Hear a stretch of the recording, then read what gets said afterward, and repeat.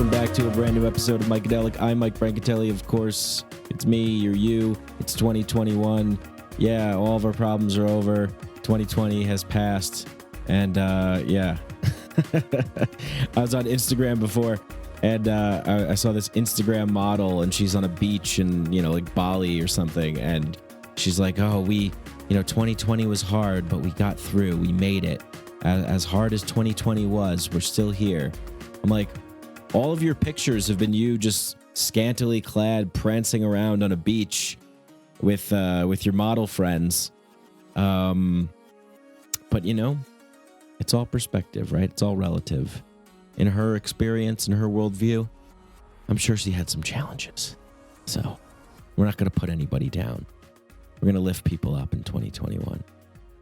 I just spent some time doing one of those things to check to see if I'm human.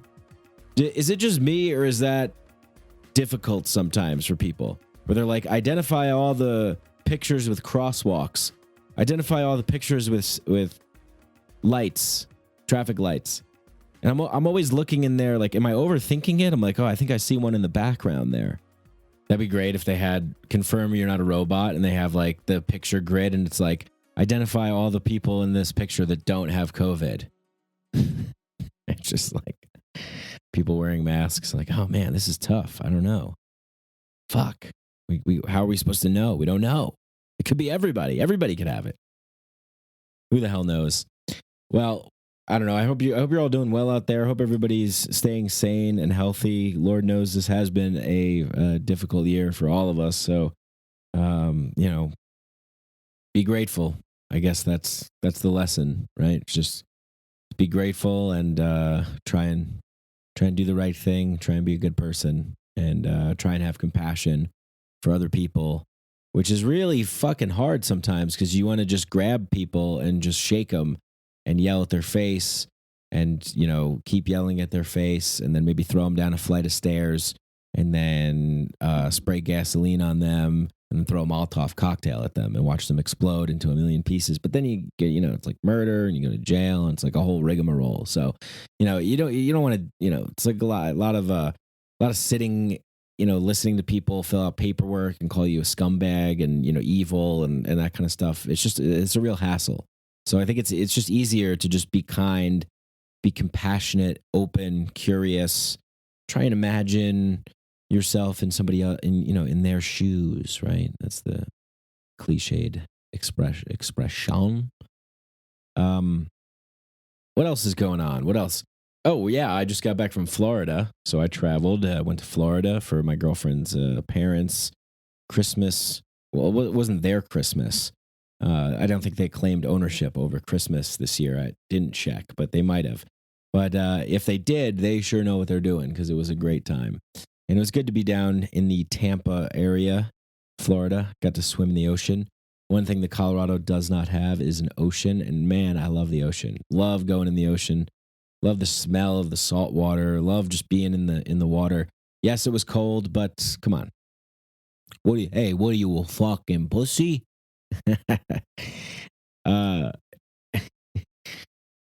I've been doing the Wim Hof breathing and cold immersion for years now, and so going in cold water is no problem. It's easy. You just go. What's the worst that's going to happen? Right? It's cold, so it's cold, so you'll warm up. Big deal. Anyway, the breathing technique really helps with that. But it was great. I found it hilarious with the airport. You go to the airport, masks, social distance, it's everywhere. Social distance. They got the things on the floor. No one's doing it. The Sebastian mask. I go to the airport. Okay? They say spread out. Social distance. Okay? There's this Hispanic couple come up behind me. Guy's going, I'm like, hey, social distance. But no one's doing it. They say it, but no one's doing it. Everybody's right next to each other. Then you go on the plane, packed plane, totally packed. The flight attendants got butt naked and started using all of these sex toys on each other in front of us. There were like fluids and juices squirting everywhere. I mean, it was wild. It was wild. I was like, hey, what is the Studio 54? But part of being a human's messy. So I was surprised by United Airlines and their new open sexual experimentation policy. A lot of liquids flying around there. So no one really cares. No one cares. They're social distance, but not. It's kind of like our American MO. It's like let's plaster the language everywhere. Let's make rules, laws, whatever. Let's put posters everywhere. Let's have people on speakerphone, on the loudspeaker. Please keep 6 feet apart, social distance, and wear a mask over both your mouth and nose. Thank you. And it's just there, and like no one really does it. People are just like, all right, people, you believe these people coming in the airport with all their germs? Hey, Sebastian, my dad is traveling. He's coughing. Everyone's looking at us. I'm like, Dad, they're going to think that you're going to be a super spreader. Okay? So why don't you quiet down and get to the back of the airplane? All right. They'll do some more. Maybe not as impromptu. I'm standing in line. I look over. There's this Indian guy. He's wearing a, thing on his head. I'm like, do you believe these people? Yeah, he's a person traveling that's different than you. Can you accept that, Sebastian? No, I can't accept. I didn't grow up that way. You're either Italian or you're nothing. All right. Anyway, let's get into today's show. Today's show is with my good friend Max Marschhausen, Maximus the Marschhausen man. He's one of my best friends here in Denver. Just an awesome guy. He's a good guy. Hey, he's a good guy. This guy, good guy. We met on a Hikerodose on the 4th of July. It was real easy to become friends with Max. We just started talking. We talked about education. He's worked in education as a teacher, as a director, program director, and really passionate about education, as am I. And we talked about the problems with education and learning and, growing up as a kid, being a young man, young boy, people telling you, calm down, sit down, pay attention, sit in your seat, focus, take Adderall, blah, blah, blah, all the bullshit. And anyway, we hit it off. We, became friends, and Max is, he's an avid mountain climber. He does bouldering. He recently just started doing men's work, which we're going to talk about. That's what we're going to talk about on this podcast, as am I as well, which I will mention later on. But Max's men's coaching consists of mindfulness and grounded tactics to help men bolster self-awareness and propel themselves forward in life. Through outdoor experiences, meditation techniques, theta healing, and more, Max is helping men connect to their emotional selves and feel safe in that experience, trusting that within that emotional space lies a greater power that we can use to help deepen our personal relationships and our relationship to ourselves. When you begin to honor yourself, you become the witness to all that you are capable of. So for more resources and information to get in touch with Max, find him on wholeheartedmasculine.com under the Facilitator Collective, and register for the Stories of Men event.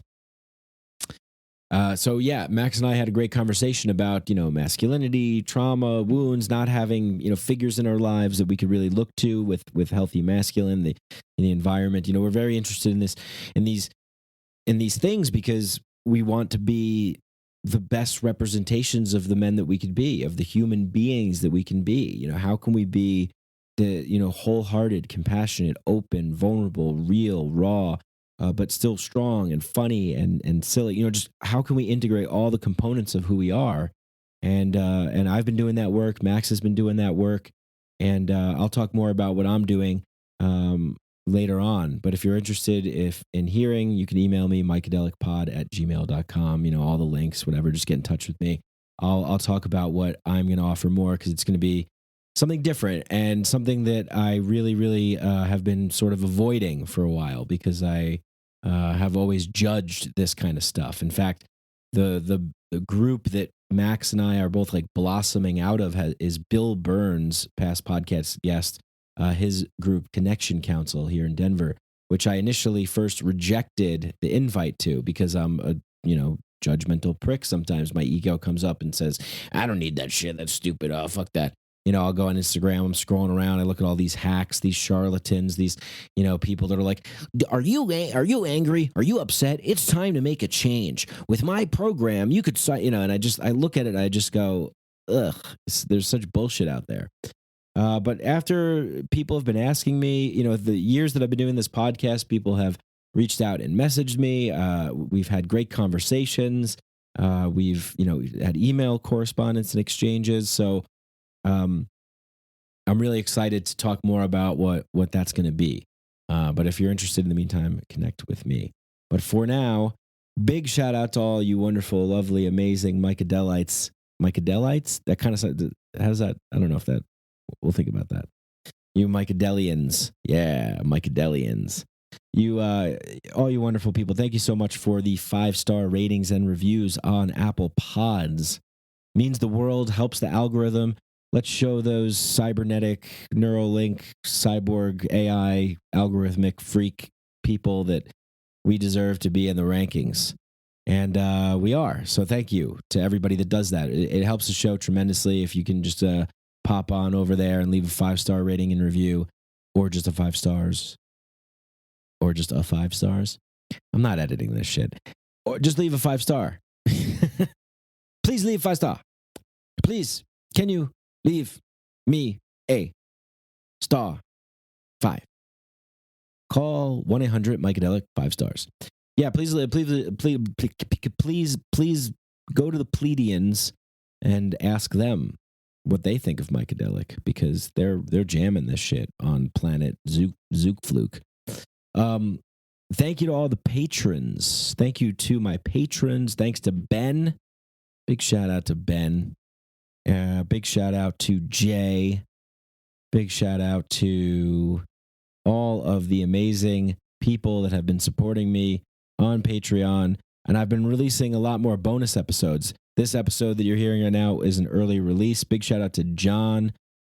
Thank you so much, John. Big shout out to all the patrons that have been supporting me, because you guys rule. You guys are the producers of this show.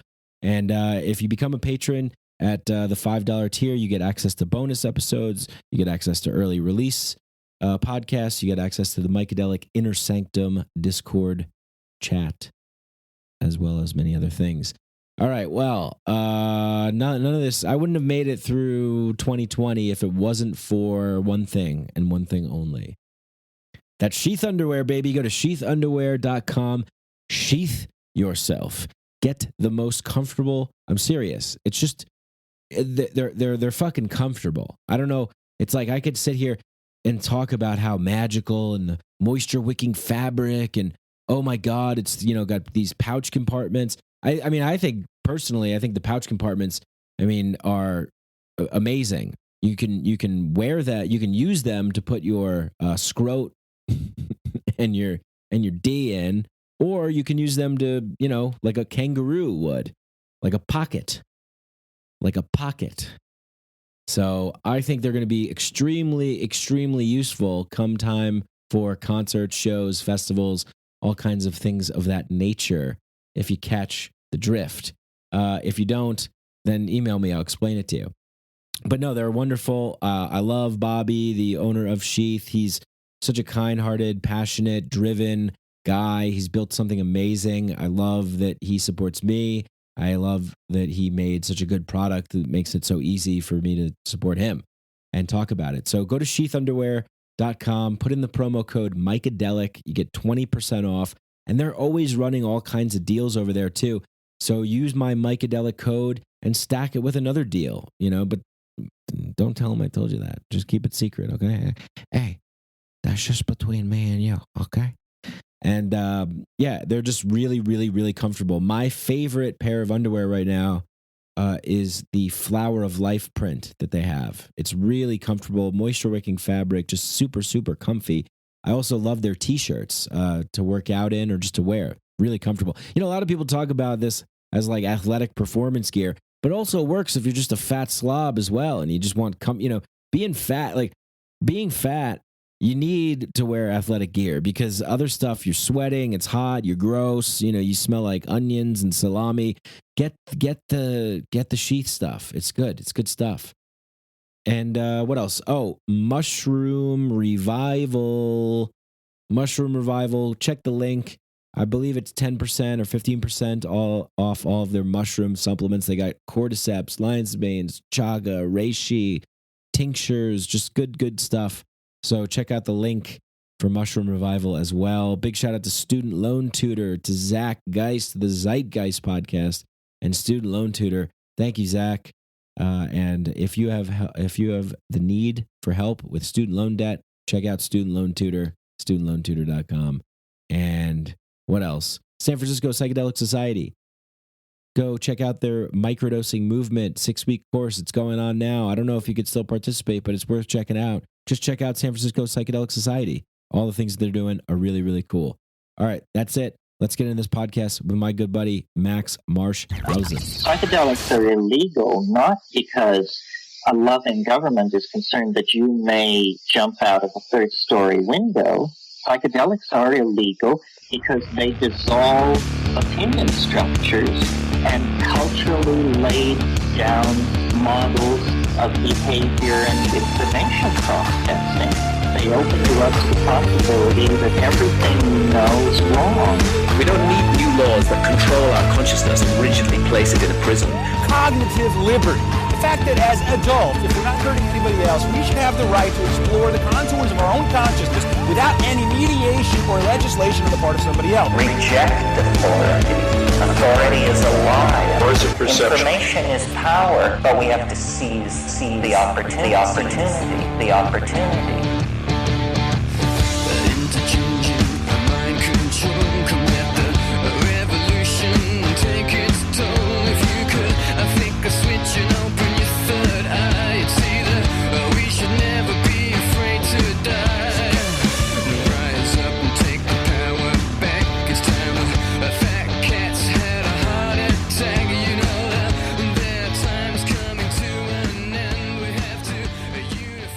Like, we always have good conversations. Yeah. It's just easy. Yeah. That's why we're good friends. Exactly. Yeah. Yeah. And I you just can't be, I think, in a friendship where surface level conversation is a thing. Like, it's my natural tendency to get deep and ask big questions. Right. And you have that. Yeah. We both cut from the same cloth. Yeah. Did you feel that when you were younger, that you had that need to want to go deeper and it just wasn't available? Man, I think I had a very close-knit friend group where we were able to go deep. Specifically in high school.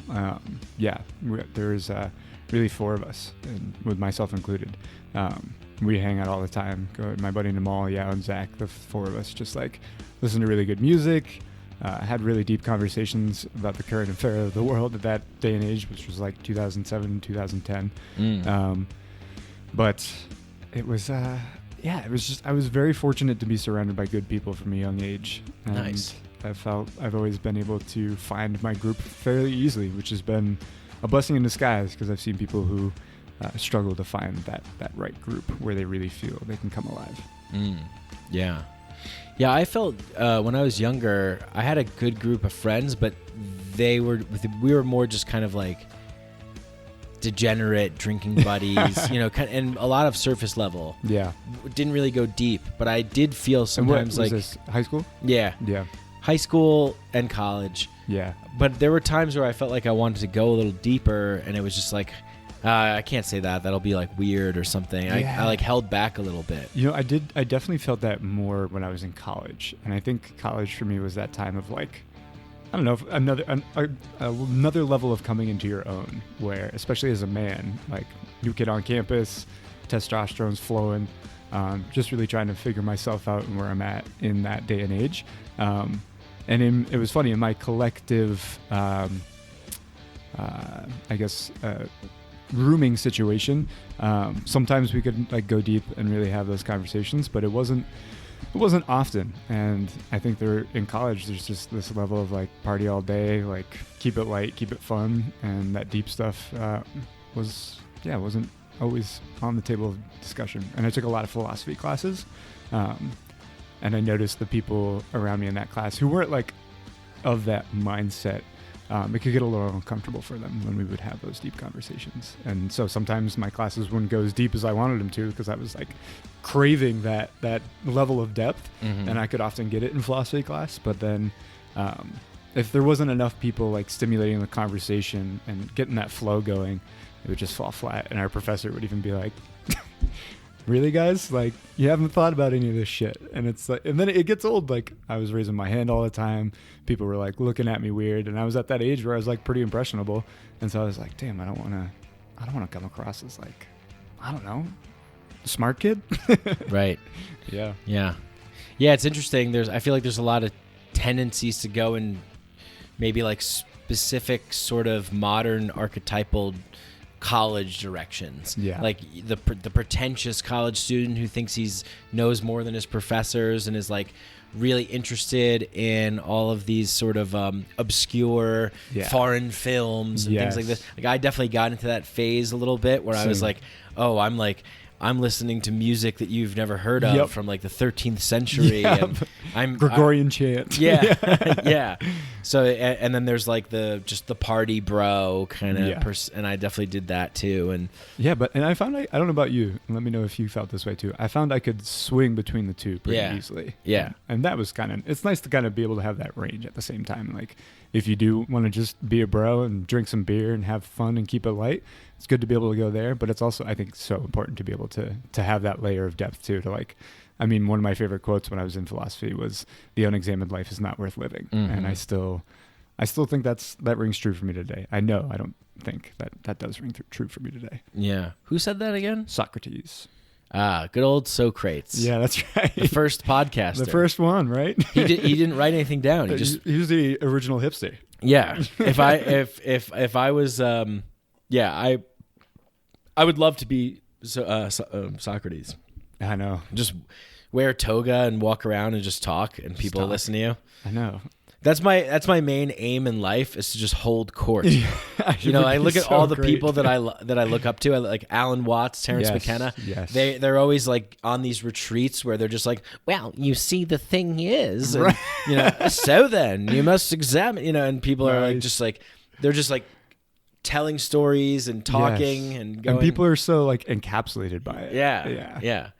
So I want to be like an old man that talks to people. Yeah, me too. I think that would be the life. Like sit up at the front of the class, smoke my pipe, and just have great conversations. Yeah, and get throw paid a couple for that. like unsuspecting dirty jokes throughout.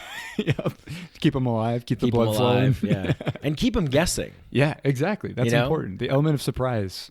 I think that's actually really key. Like floating between those different kinds of crews. I think that I'm like that too. Whereas I've never felt out of place wherever I went. Yeah. I always felt like, well, there's some kind of thing here that I can attach to.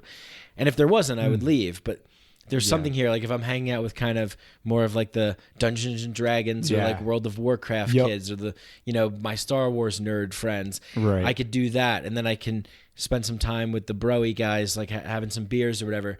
The thing was that as soon as I started to see myself attaching more to like one particular identity, I had to like have some awareness around that and go, okay, like just respect this as I think to cut myself off here and just kind of like try and make it relatable. And another example was for a little while, I was so against sports. I was such a diehard sports fan, but then I became like on the spiritual path, and like sports is like so pedestrian, and then it's like after that phase, I was able to accept like, oh, it's okay to like enjoy a sports game and like have a beer every now and then. Right. I don't have to be that identity. Yes, I could just swim in that water and then leave. Right. It's so good to have that identity, that awareness around that identity, though, because I feel, and I don't know, I feel like, let me know if this relates to you as well. As I've progressed throughout my own personal development and growth, I definitely had that level of spiritualness where I was like, fuck sports, like what this is pointless. Like, this isn't filling anybody's needs here.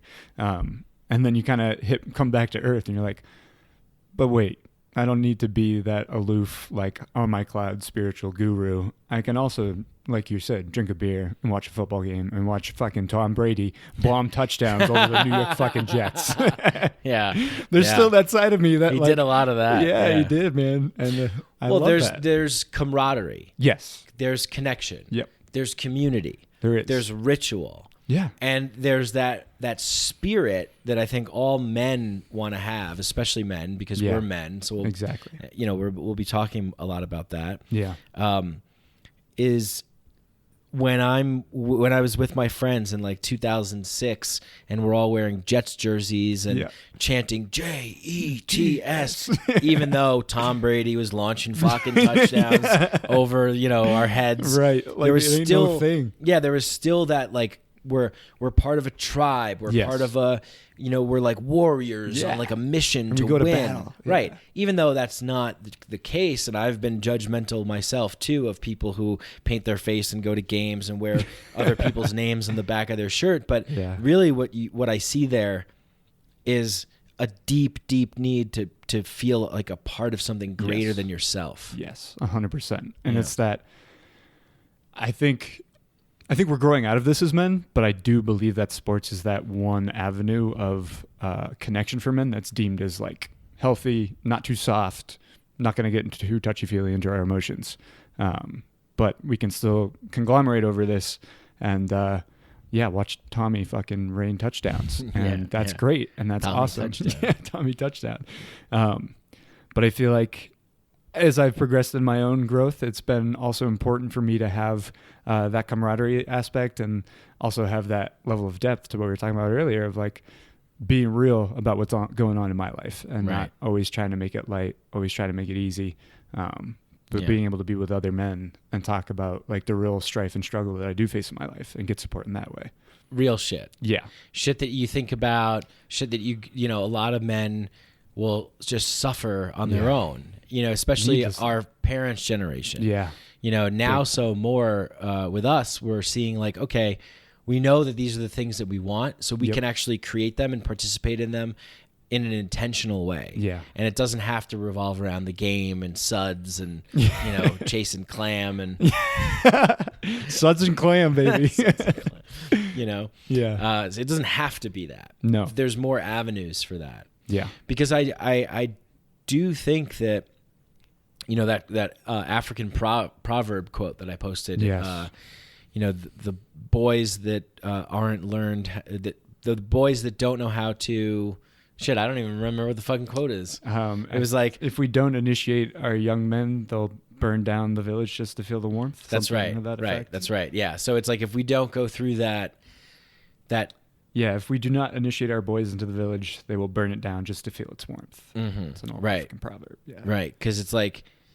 What's the thing that we want? Warmth, connection, togetherness, community, camaraderie, a bond, something sacred, higher purpose.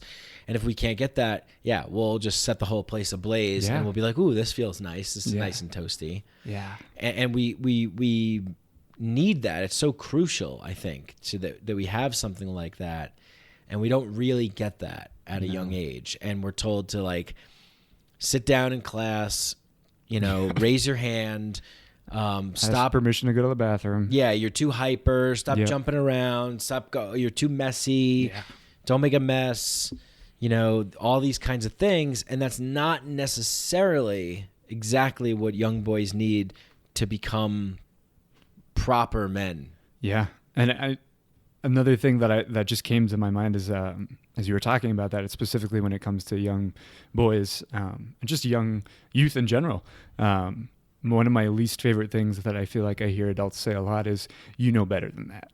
And it's like, well, maybe they don't. I feel like as adults, it's easy for us to get into this mindset of, you're old enough now, you know better than that. And it's like, what does old enough now mean? Like, I don't, did you hear that as a kid? I did, yeah. And that's like, to this point of a lack of initiation, we don't know better right now. We need some form of rite of passage as we hit a certain age and start to make, especially as young men, start to make our way into adulthood, into what it means to be a man. And so many of us, I feel, haven't gotten any direction around what does it look like to be a fully healthy masculine male who both embodies this masculine energy, but isn't afraid of his feminine energy as well. Because I'm also of a big mindset of like, before man or woman, we're human, and as humans, we embody both the feminine and the masculine. They don't not exist without each other. It's like the yin and yang. Yeah. They need each other. Right. Yeah. Yeah, totally. And it's, I think it's just an acceptance of the whole. Yeah. You know, I think a lot of Western society tries to compartmentalize a lot of things. Yeah. Section a lot of things off and say like, you know, this is, you know, if you're being this particular kind of, like, if you're crying, that's weak for a man to cry. And there's almost like this sort of general consensus in our culture of like, all right, buddy, it's okay. Like you'll be all right. You know, instead of just, you know, maybe sitting with that and being like, what's going on for you? What's coming up? I'm here for you. Like, what do you need, brother? Yeah. You know, like really exactly. like accepting this role of brotherhood. I feel like that's really kind of spoken to me a lot recently too. Yeah. Because, and I think it reflects just the culture that we grow up in, right? Right. This is a very hyper individualistic, consumerist culture. Yep. And even more so now than before, where people are realizing, well, I guess we don't really need to go outside and see other people. We can just see them on screens and order things to our homes, and that's fine. And it's like we're missing a crucial element of connection. Yeah. Being in the presence of other people. Right. And I kind of lost my train of thought a little bit on that. But well, I think to your point about nature too, like being in connection with other people, and also being in connection with nature, being in this state that we're in right now of having to stay at home and go to Zoom meetings and virtually do your daily life from the comfort of your home, which in theory and in some days is like fucking great. Like that's awesome. But to your point, I feel like, we're missing out on some crucial things right here. That connection to nature and that connection to other humans, which we are innately social beings. Like it's just a part of like a well-balanced diet for being a well-functioning human being. It's at stake right now. And I feel like also it's a big reason why our climate's the way that it is, because how many of us before all of the COVID stuff popped up had kind of just been going about our daily lives, and our adventures were from our living room to our office, and we weren't getting outside enough and connecting with nature. And I think when you lose that connection, you really do kind of start to like lose sight of how much pain the actual earth is in right now. And we need to kind of like step up and do our part to change the direction the climate's going in. Because like everyone's saying, it's so cliche, but like there is no planet B. Like we're all in this together. And until we can like conceptualize and like see that and really feel it, that we are all in this together, well, who knows where it's going to go. I think that the idea of we're all in this together sounds really good. Yeah. But how many people really truly feel that? Not enough. Yeah. And I feel like it's like, for me, I'll speak to myself, and I think you can probably resonate with this as well, Mikey. But when I'm in connection with my brothers in the men's groups that I'm a part of, then I really start to feel like, we are all in this together. Like we all need to support each other through this and look past our projections of somebody else. If somebody's saying something that might be fringe or brush up against some ideas you might not be a fan of, rather than I guess internalize it and bash that person for, maybe being a Trump supporter or whatever ideal that they have that you don't, seek to understand and be curious about it. Yeah. Because they're not a bad person because of that. Right. Yeah. And I think even with that, like, it's someone that's a Trump supporter. Mm-hmm. So you could have a good relationship with, like, we don't have to define ourselves by the things that we attach to, because I think a lot of people are looking for meaning and purpose. A lot of people have all kinds of different reasons why they might support someone politically, or why they might like someone, or why they might donate to some fund or not another one, right? We all do that, right? Yeah. Like, maybe, like, for example, I talked about doing that work with the Colombian tribe, the Taboo people. And they had some stuff happen early in the pandemic where they were in some trouble. The government was kind of cracking down. They needed some funds. And there was a Kickstarter campaign for them. So I donated to it and I shared it. Fuck yeah. Yeah, but it was like that spoke to me. You know, it's not going to speak to everybody. So we just have to find the things that speak to us. Yes.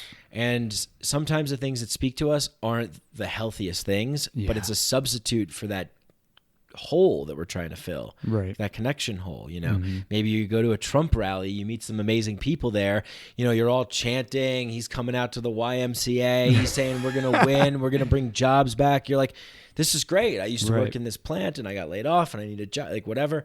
And maybe, you know, whatever, you're Christian and that gives meaning. So it's like everybody's looking for meaning. Yes. Deep connection, community, people that they can really count on and depend on. Yeah. And I think that has been something that has been eroded, and we've seen it with, like, you know, in a lot of the ways in our culture with the lone gunslinger, you know, the guy that the Lone Ranger, he does it all on his own. He, you know, throws the weight of the world is on his shoulders and he's going to rise to the occasion. Atlas with the huge thing and he's holding the rock. Yes. And, you know, but really when we look to like the samurai, you know, the sort of the warrior covenants, the groups, the where they have a particular kind of order and a way. This is the way. This is the way. You know, the Mandalorian, like he's part of a group, a guild, a brotherhood, a connection. And, you know, that I think is coming back. I'm starting to see that's coming back because I think a lot of men are seeing that they're in turmoil, they're in distress. They feel like they're not doing the things that sing to their heart, that call to their souls. They don't feel like warriors. They don't feel like kings. They don't feel like magicians. They don't feel like lovers. They feel like kind of bland and like, what am I supposed to do? So they drink, they do drugs, they yell, they're violent. You know, they take it out on other people. You know, they get into positions of power and they just go, hey, yeah, let's just take advantage of people and make as much money as possible so I can get a yacht and fly to the Cayman Islands whenever I want. Right. That'd be nice. Right. But but the same story always plays out. We always see these people make all this money and all this success and they're unhappy. They're, you know, they're whatever. They're depressed. They're committing suicide or. Yeah. I mean, I feel like we're being sold happiness in the form of money. And it's like, that's not. And that's why I love, you know, when Jim Carrey comes out and he's like, I want everybody to achieve everything they've ever wanted and make all the riches they ever had so that they can see it's not the answer. And I you know, I think that's, for me, a big drive is like, what is the answer? And I'm learning that, like, there really isn't answers. I think it's all open to interpretation. And, you know, you got to really, kind of like what we were talking about earlier. And I love, Bruce Lee has a quote about this as well. But like, as you move through life and you learn new things, absorb what makes sense for you, make it your own, and what doesn't apply to you, like, reject it. It's okay. And I think that is really kind of what I'm moving into myself as I'm learning to uncover what really makes Max and what makes me live the most authentic life that I possibly can. And that's also a hard journey at the same time because you gotta sift through all the programming. Like, what did I pick up that's not mine and that I can let go of? But sometimes it's hard to let go of those patterns because you've been doing them for so long. Yeah, take it back to the factory for repairs. Yeah, exactly. You get the refurbished version back, right? Yeah. And there's a lot of, you know, what happens is we grow up with like particular ideologies or subscribe to particular belief systems or indoctrinated into particular traditions. I mean, everything's an indoctrination, doesn't matter where you are. I mean, you're going to be conditioned, but we can definitely make sure that we have wise and delicate and tender and proper indoctrination. Like you're coming into this world as a youth, you're born into this, we're going to facilitate the growth that your soul desires to seek. And that's a delicate and nuanced dance, and what our culture's done is mechanize that. Just been like, all right, send them in, slap them on with a number, send them, get the yellow buses to pick them up, ship them to the center. Give them the downloads. Tell them to regurgitate it. Okay, give them a code. Give them like a code system approved. On to the next level, and that's the game. That's how the game goes. And even into the adult world, it's like instead of the grades, it's the money. Yeah, Oh man, you hit the nail on the head. I didn't even think of that correlation either. Like going from grades to money. Oh, it's like a factory. Yeah. Yeah. It's just like churning them out. Crank them out. Crank them out. Yeah. You know? And I think it was TK Coleman who you had on the show. Oh, He yeah, was talking TK. about how he has, how the government has a monopoly on education. And that just, as somebody who's been an educator, really resonated for me, who still is an educator. Because it's so true. It's like the upper echelon can afford the private tuition paid elementary, high school, whatever it be. But for the people who don't have access to that, it's public schools. And that's, I mean, I went to a public school. My public school, I felt, did a really great job.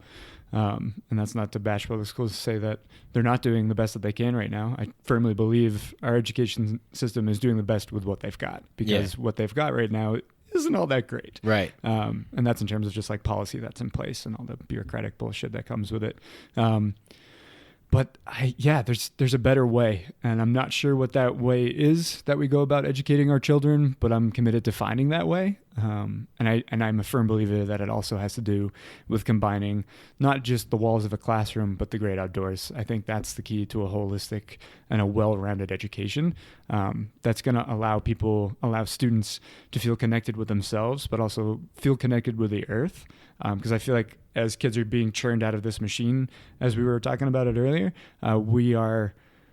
it's hard for us to connect because we were given so many to-dos.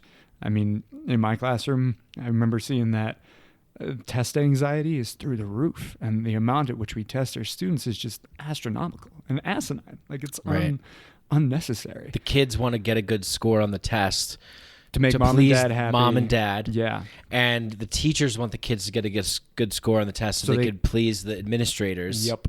It's and the administrators want to show the state. Right. It's right.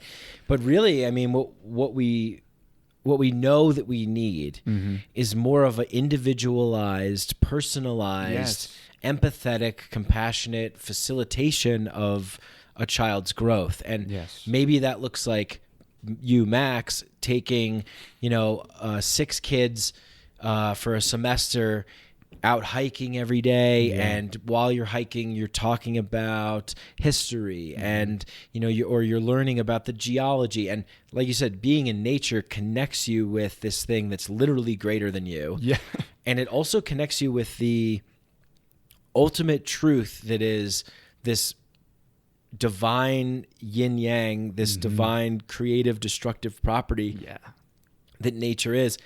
When you're on a hike and you're going up a steep incline, I mean, you trip and maybe you get a scab on you cut your knee or something. It's like you're gonna get a hard lesson like real quick. Like this is you're in the sea of creation, right? And it's wild and it's beautiful, but it's also very upfront and present. Like if you're not careful, something something can happen. You're in nature. You're up to you're surrendering to the flow of the universe. Right. Like ultimately at that point, like what mountain lion could come right across my path and I got to be ready for that. Right.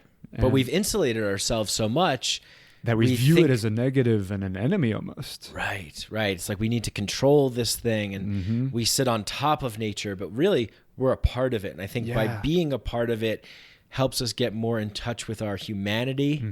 And by getting more in touch with our humanity, we're able to give from a place that's more fulfilled and nourished back to our environment. Right, 100%. We're so out of touch with these things, and I don't want to like disclude members of. I don't know what I'm trying to say here, but ultimately what I'm trying to get to is I do feel like it's getting better. I do feel like we're waking up to this fact. And while all of those other pursuits of like business and law and doctors, that's noble and that's necessary for a well-functioning civilization and a society. But there's a better way. It doesn't just need to be all work all the time. It doesn't need to be show up, put in 12 hours a day to make your salary and bust your ass and come home at night and not have the bandwidth to be the human that you need to be, to like show up for your partner, to show up for yourself.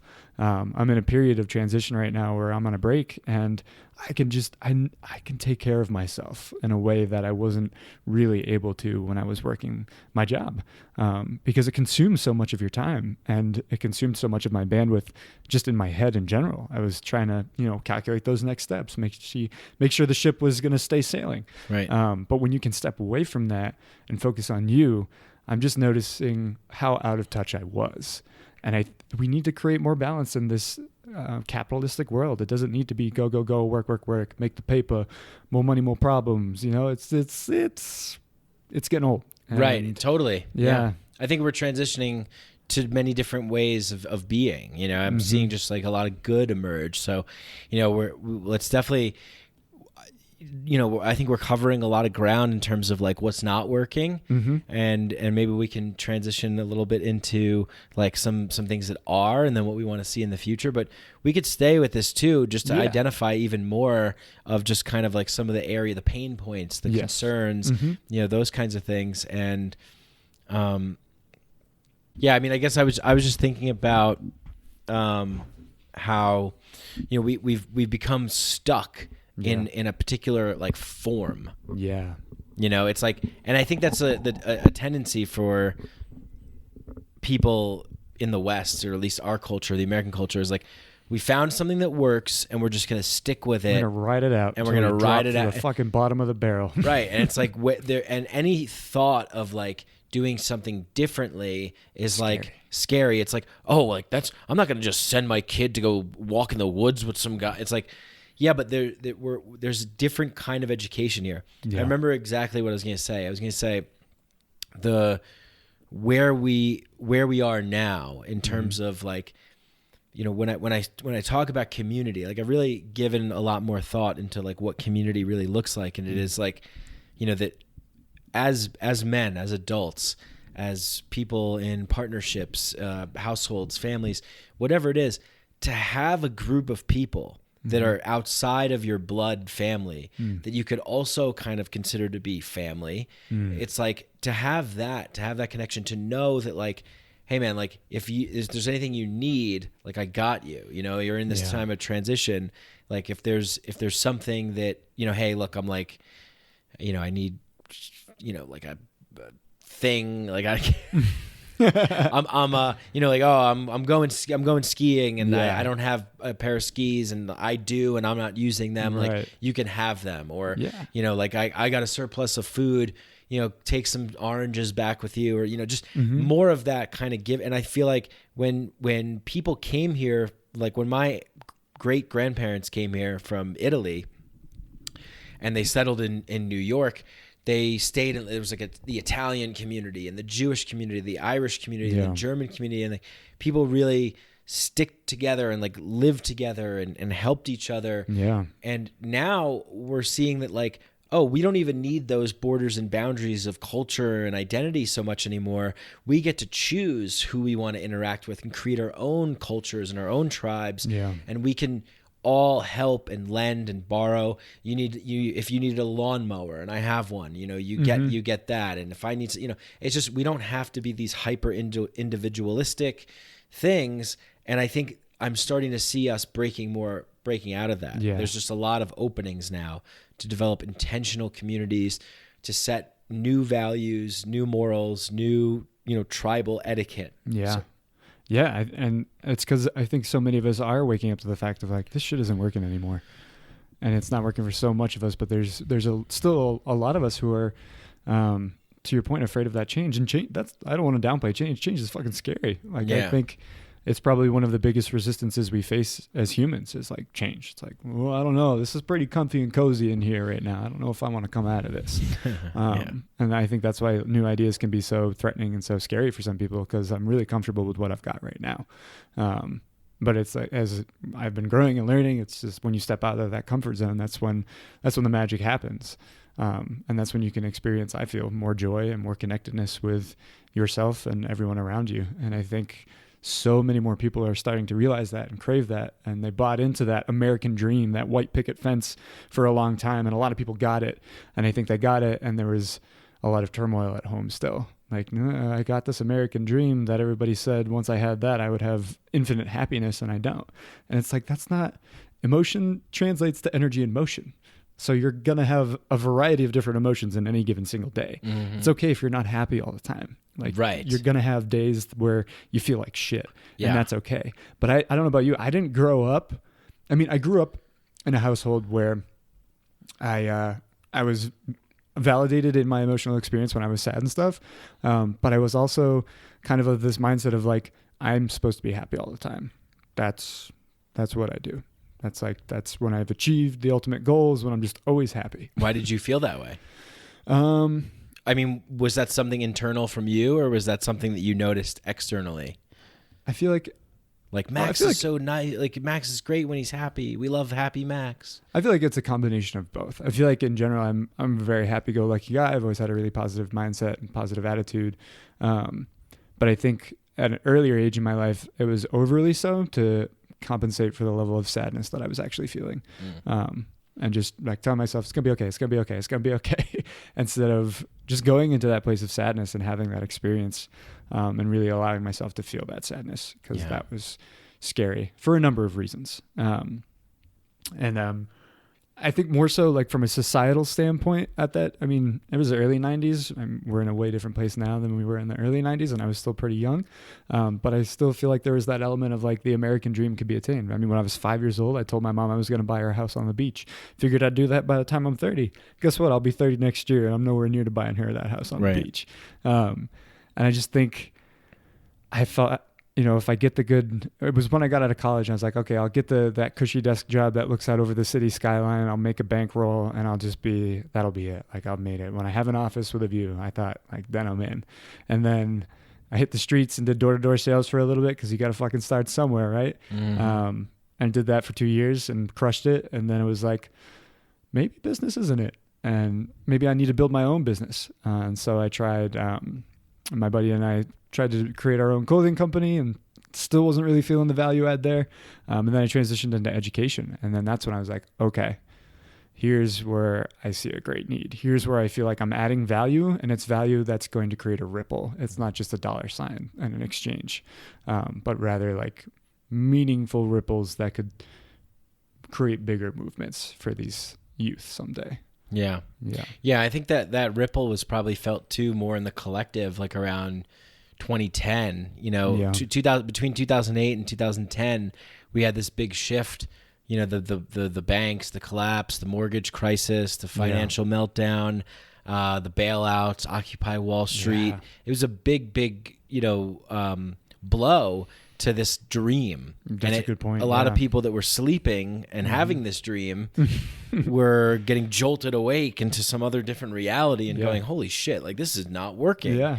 And we keep progressing more and more towards that idea of this isn't working and we need solutions. Yeah. And there's a lot that we have to do to sort of look to the mentors and look to the teachers, find them, and then really like transform ourselves. Yeah. It's a very big task, because we don't have that sort of wise old elder tribal initiation into the, so now like in our 30s, we're like doing that, or like our mid 20s or 30s, and we're doing that and trying to really bring about something that makes sense for us, that we can feel that we're not having this like pressure, this constant pressure that we need to like perform and provide. And while those are important things, they're not the sole identities of men. Right. The sole identity, like, we're so much more than that. Exactly. And of people, of all people, really. And I think that just particularly for men, I think there's this idea of like, you need to like make as much money as possible and provide. Like, that's the role. You go and you take care of things.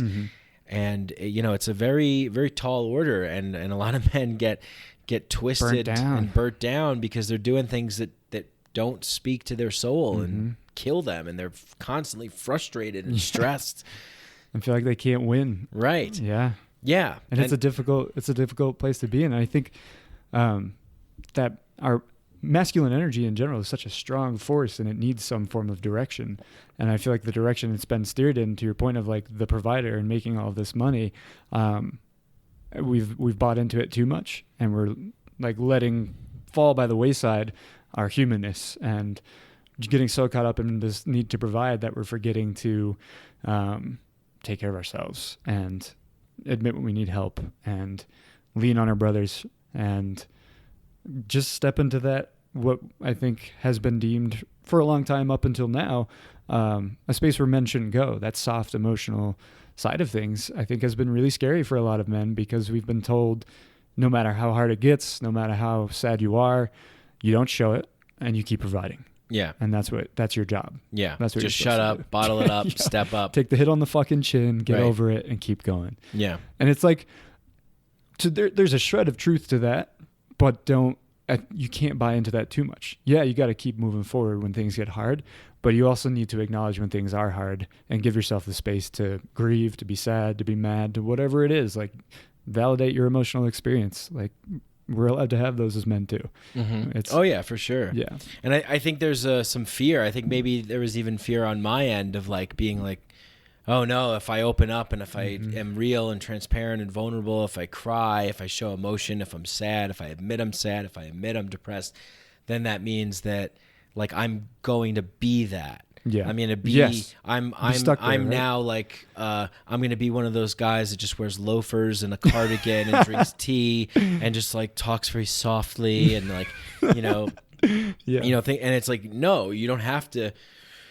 It's not that because you're exhibiting something that means that you now represent the totality of this particular identity that you've crafted in your mind of like, oh, I guess I'm this now. Yeah. Oh no, I cried. I must be like I guess I'm the sensitive guy now. Yeah. It's like like for a temporary period you're like expressing some sensitivity. Yeah. But I think that it's really healthy to show men, look, you're a range of different things at any given time, and you can cry and be vulnerable and express your feelings and be soft and be tender, and also, slice somebody's head off if you needed to. Have that clear, direct decisiveness of the warrior at the same time. Right. It's like that warrior, lover, magician archetype all kind of coming together. Absolutely. Totally, yeah. I think I had a good quote here from the book King, Warrior, Magician, Lover, which I recommend, Rediscovering the Archetypes of the Mature Masculine, where he says, Robert Moore says, the positive warrior energy destroys only what needs to be destroyed in order for something new and fresh and more alive and virtuous to appear. Ooh, goosebumps. Yeah. And I feel I was this summer, my book that I was recommending to everyone, you probably heard me say this a million times, was The Hidden Spirituality of Men by Matthew Fox. Right. And he talks a lot about that warrior energy, and how a lot of men are still embodying the soldier energy, which is more of like kind of that mindset I was talking to earlier of just like being the provider regardless of what emotional experience you're having. Get it done. You get it done. Shut up, get it done. Exactly. And you do what you're told. Whereas this warrior energy is taking right action and knowing which action needs to be taken in the right moment.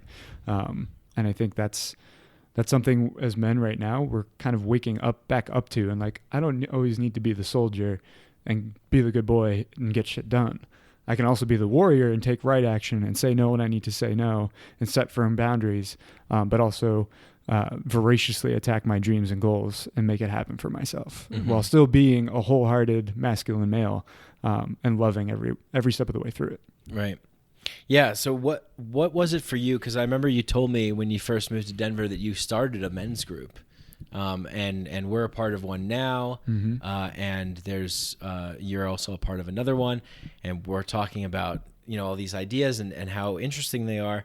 So yeah, I'm curious if you want to share a little bit about your growth into the interest in discovering this work and diving into it, like where it came from, when you discovered it, and how that unfolded for you, and why it's so important to you. Yeah, absolutely, man. It's a very vulnerable and raw story for me, especially during this time of the year.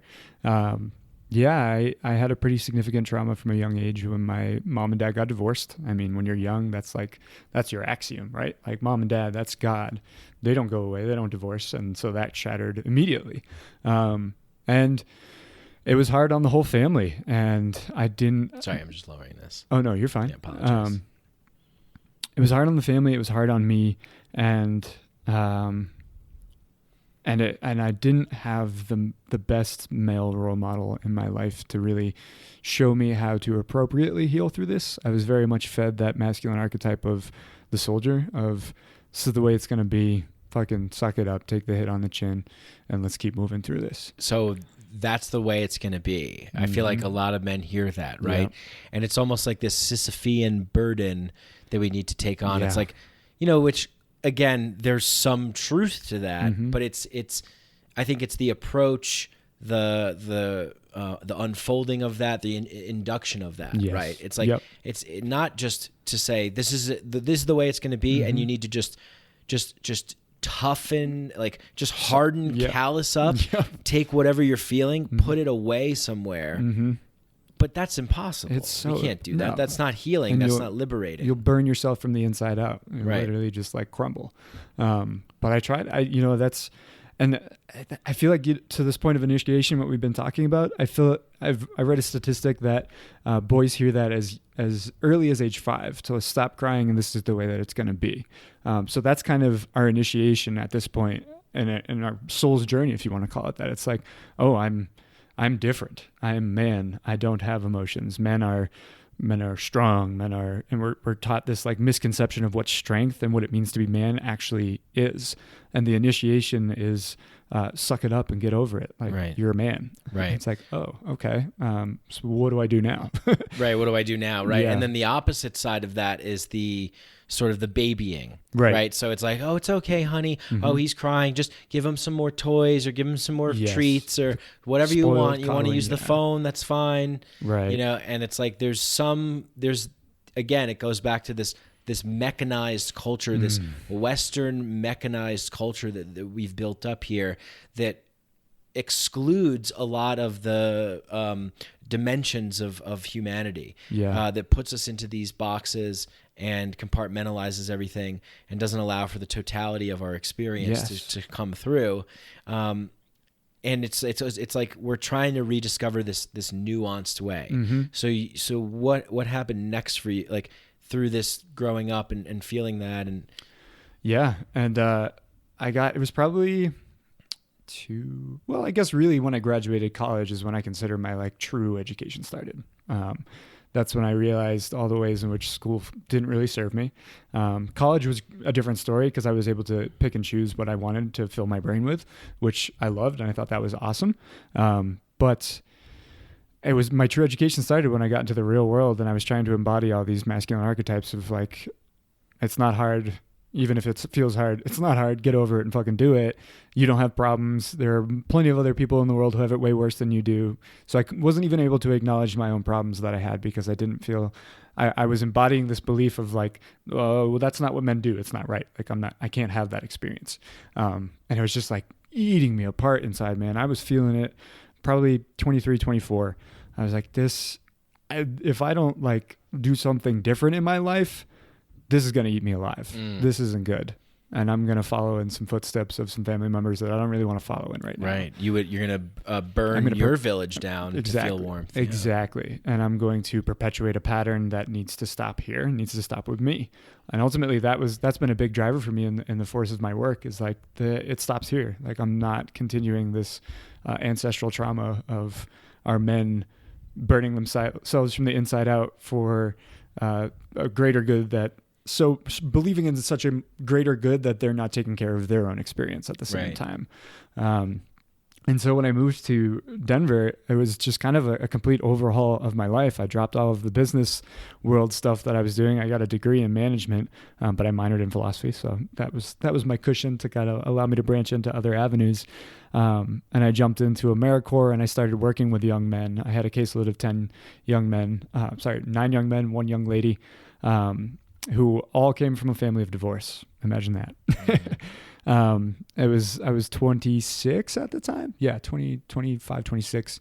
And just really being confronted with a lot of that old past trauma and hurt through these kiddos. And that woke me up even more to the fact of like, shit, like there's a lot I need to work through still from this part of my life that I was denied, that I wasn't allowed to have that experience because that's not what men do.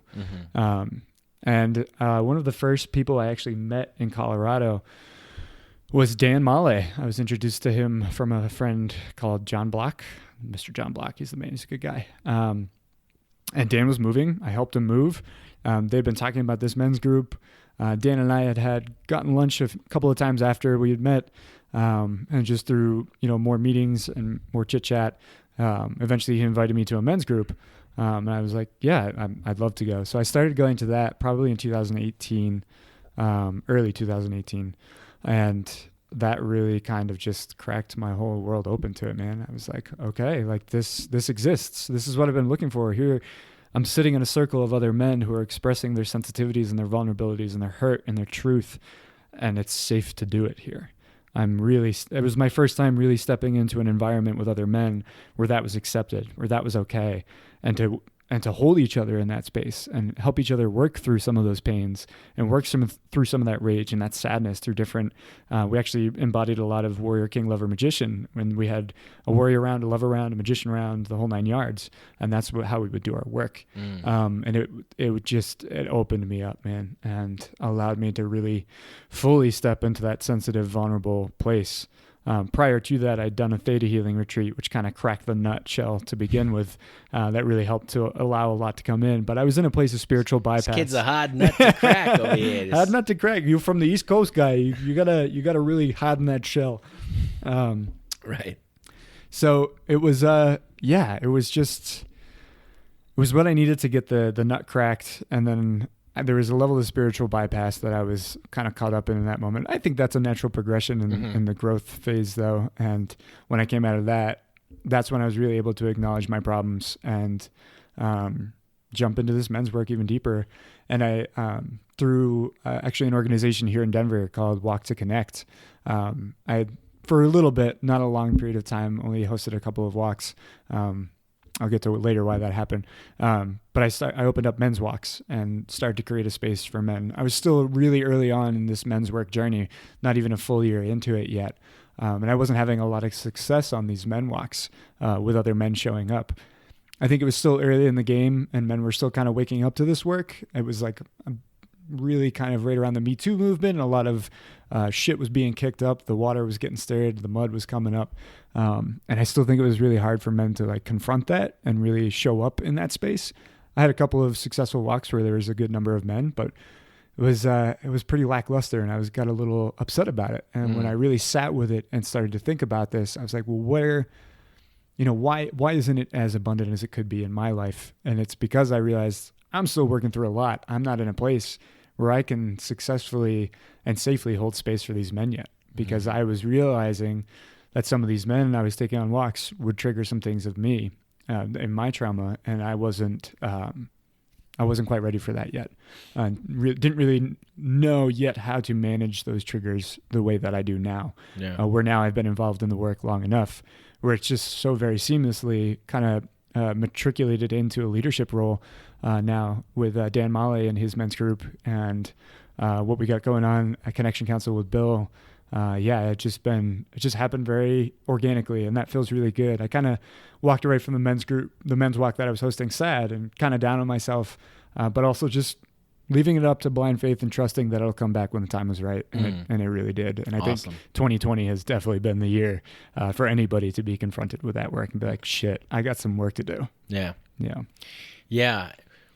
It's interesting because I now see how important this is. Yeah. There was a time when I was very resistant to it, probably much like the men that weren't showing up and opening up and coming and like being available.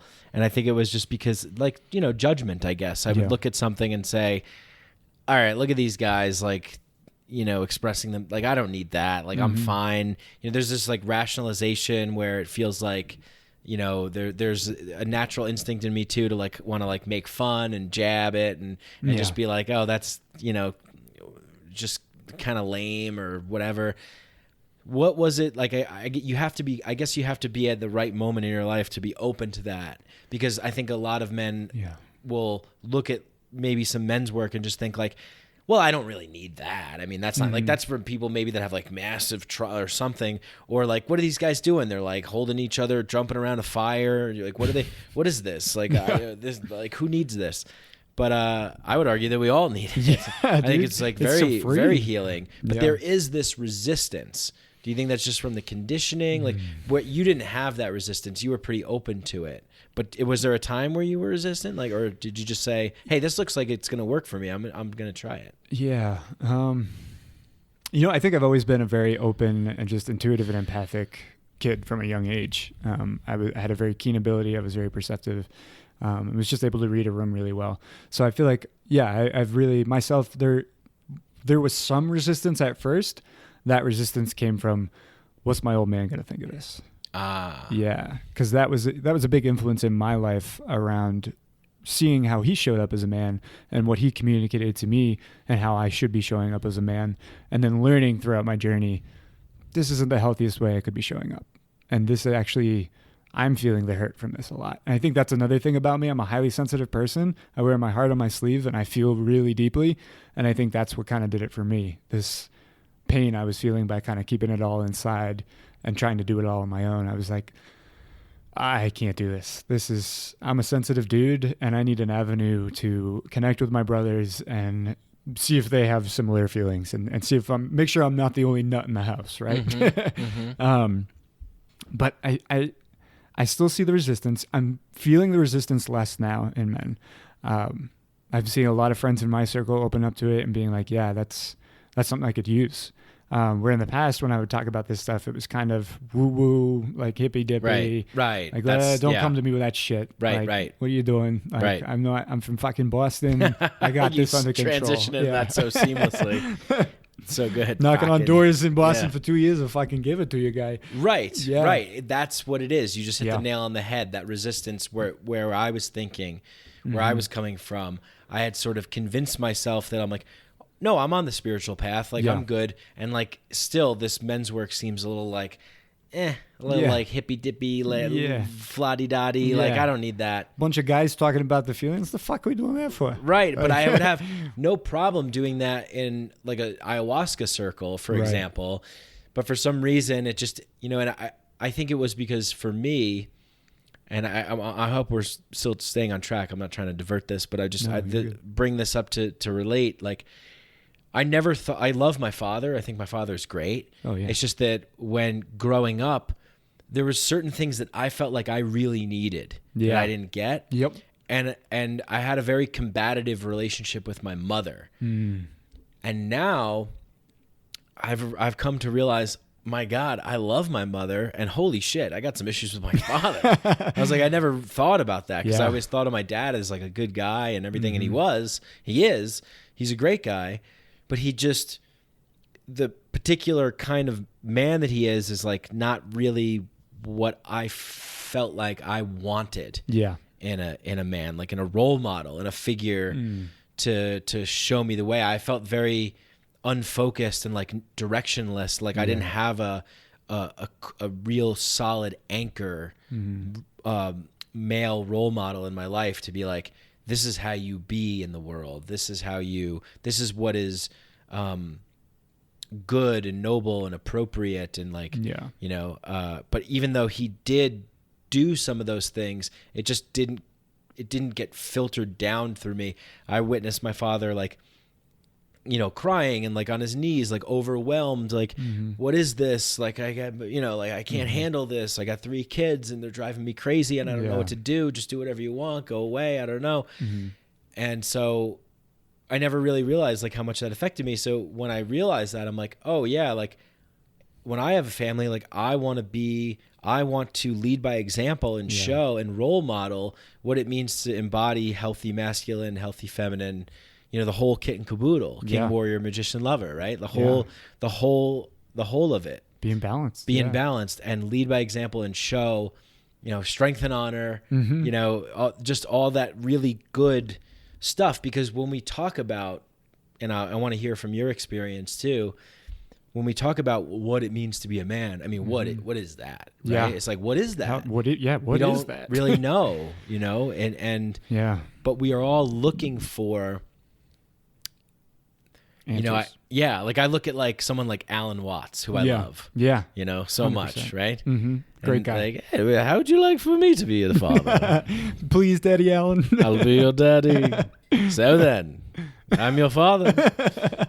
Yeah, but like, right, like imagine it, like if for me, I'm like, oh my God, imagine if like Alan Watts was my dad. Yeah. Like, and I'm just thinking like, how cool would that be? But I see that as like, that's the kind of like, you know, I'm like kind of looking for a sort of a figure that's sort of like that. Yeah. I don't know if I've necessarily found that really. Yeah. It's hard to find that. And I think one thing I've really am coming to grips with as I'm doing work around my father, as I'm doing work around masculinity in general, is I don't know that really exists. Yeah. And I think it's that idealized version. Yeah, and I think it's up to us as men to show up what we feel is the healthiest and most balanced for us. Because while we are all connected, we're all human, we're all men, we all have those male tendencies, we're still very unique to our own individual self. And I think it's paying very close attention to the way you show up every day, and paying attention to those little triggers and knowing like which triggers to act on and which ones are just fucking triggers, right? Like you don't need to pull every trigger that comes up. There's certain ones you got to find and pinpoint and dig deeper into, but don't dig into all of them because you're going to just dig a shitload of holes and you're not going to feel good about yourself. So what I'm really learning to do is like, absorbing from other men that embody qualities that I deem as a healthy masculine. And maybe there are some aspects to those qualities that I don't really identify with. And so I will reject those and really just make it my own.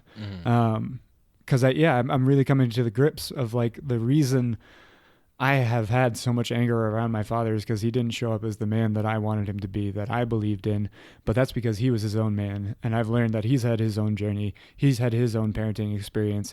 He's been parented his own way, and he did the best he could with what he had. I firmly believe that. Right. And I acknowledge him for that. But it wasn't the best for Max. So now I need to find these other qualities in other men. And I feel I've done a really good job of surrounding myself with other men in my life who embody certain qualities and values that I embody, and display them in a way that I might not be displaying them yet and that I can learn from. And I feel like it's just kind of like a culmination of that. Like Alan Watts, Socrates. Have you seen Captain Fantastic? I love that movie. Viggo Mortensen. Viggo Mortensen from Captain Fantastic. Yes, absolutely. Totally. But yeah, I was watching like the School of Life, I think is a YouTube channel or whatever. And Alan de Botton, he's a philosopher. Yeah, so he made a really good point. And like ultimately, when we have daddy issues, what we're realizing and coming to grips is the fact that daddies don't actually exist. That man who's just gonna come and make everything better and take care of everything for you is you. Like you got to be the one to do that. Right. It falls on you. And I think I want to discern here. I'm not pushing the individual. I think the way you can go about doing this men's work is very important to do it with other men. It is up to you to do the work, but it's also up to you to share the work. Right. I think one thing that I love that Dan always says, and at the start of the other men's group that I'm a part of, is what's shared here stays here, and what's learned here leaves here. So taking what you learn from these men's groups and sharing it with other men is really important. And also not bearing the burden alone, because as men, we've undergone a lot of trauma. We've been through some shit, and it's time for us to dig that shit up together, and heal with it together. But ultimately, you do got to do the work on your own. You got to take that step yourself. Nobody's going to take it for you. Right. Yeah. And as you like, I'm so glad that you said that, because even now that I'm thinking about it, like Alan Watts actually wasn't a good father. No, like he admitted too. He's like, I have not been a good father. Yeah. I could be better. Like, I think he had several like kids from several different marriages, different women, and just didn't really like whatever. I've heard him talk a little bit about that. So you're right. Taking little bits and pieces of what you see, taking little like nuggets from role models and being like, oh, I want to embody more of that. I want to lead with more of that. Yeah. I think it's important. I think when you're young, depending on the generation you grew up in, the male qualities you embodied were the other men you were surrounded by. I mean, ultimately, that's what we are, a culmination of the people we surround ourselves with. With our own little unique flair pops up in there, some way, shape, or form. But where was I going with that? Our unique flair, taking little bits of what works. Little tiny bits. I think I lost it. I think it went out the window. Have you ever read the book Tribe by Sebastian Junger? I haven't. It's a very good book. But he talks about how, there's this sort of like band of brothers effect. Men at war, they really develop this camaraderie. And it's like, we don't necessarily need war to do that. But there is this sort of like really great quality that happens when you have men together working towards a larger mission, having to work together and, being with those people. That we don't really get it, it's not like concretized in our mainstream apparatus. Yeah. It's not like, okay, like, I don't know, maybe it looks something like at 13 years old or, 11, 12, 13, somewhere around that age, you go away, to like a summer camp type thing, or you get to be challenged, because I think we have to offer some kind of challenge, as young boys. Yeah. Maybe you could relate to this. Like, I'm sure you probably can. I'm outside with like a stick in my hand, pretending I'm, Lord of the Rings and running through the woods. I mean, we were doing it last week. I was going to say, shit, we still do that. It's so fun to do that. But there's some desire to like be confronted with a challenge, to be called to a quest. And particularly at that age when you're transitioning and you're about to hit puberty and you're going to become like an adult. You're going to become someone that's an adult. So for me, I'm 36. I don't feel like what I thought I was going to be when I was there. I still am like, oh, I guess I'm a man. I don't know. Yeah. I still kind of feel, cause I've been in this like, extended, childhood state for so long, because I was able to just get away with a lot of shit. Yeah. And I never really had that. I never really rose to the occasion with a challenge that I had to overcome at a young age. Yeah. And something real, something really confronting. Yeah. And I think that's why I like psychedelics a lot, is because they helped confront me with like really challenging truths, like right up in my face. And it's like, oh, okay, I have to like actually do something about this. Otherwise I'm just going to continue to suffer. Right. No, I think that's such a good point too. I don't know. I feel like there's two views around this. Like, you don't need to suffer in order to be this holistic and have this rite of passage and grow into yourself to the best of your ability. And I think there are definitely ways that you can go about doing it without suffering. But I think, like, much like the Buddha's, suffering is a part of life. Yeah. I mean, existence is difficult. We're literally here because we're based off of survival. Our ancestors were able to survive all that other bullshit, so that's why we're still here, so that we can keep surviving too. Yeah. And I was confronted with a challenge at a very young age. At age 5 is when my parents got divorced, and I think that also kind of cracked me at a young age, to be aware and be like, oh, like, ow, there's some pain here that I need to confront, and that I need to work through, and that I need to work with, so that I don't follow in these same footsteps and continue the pattern.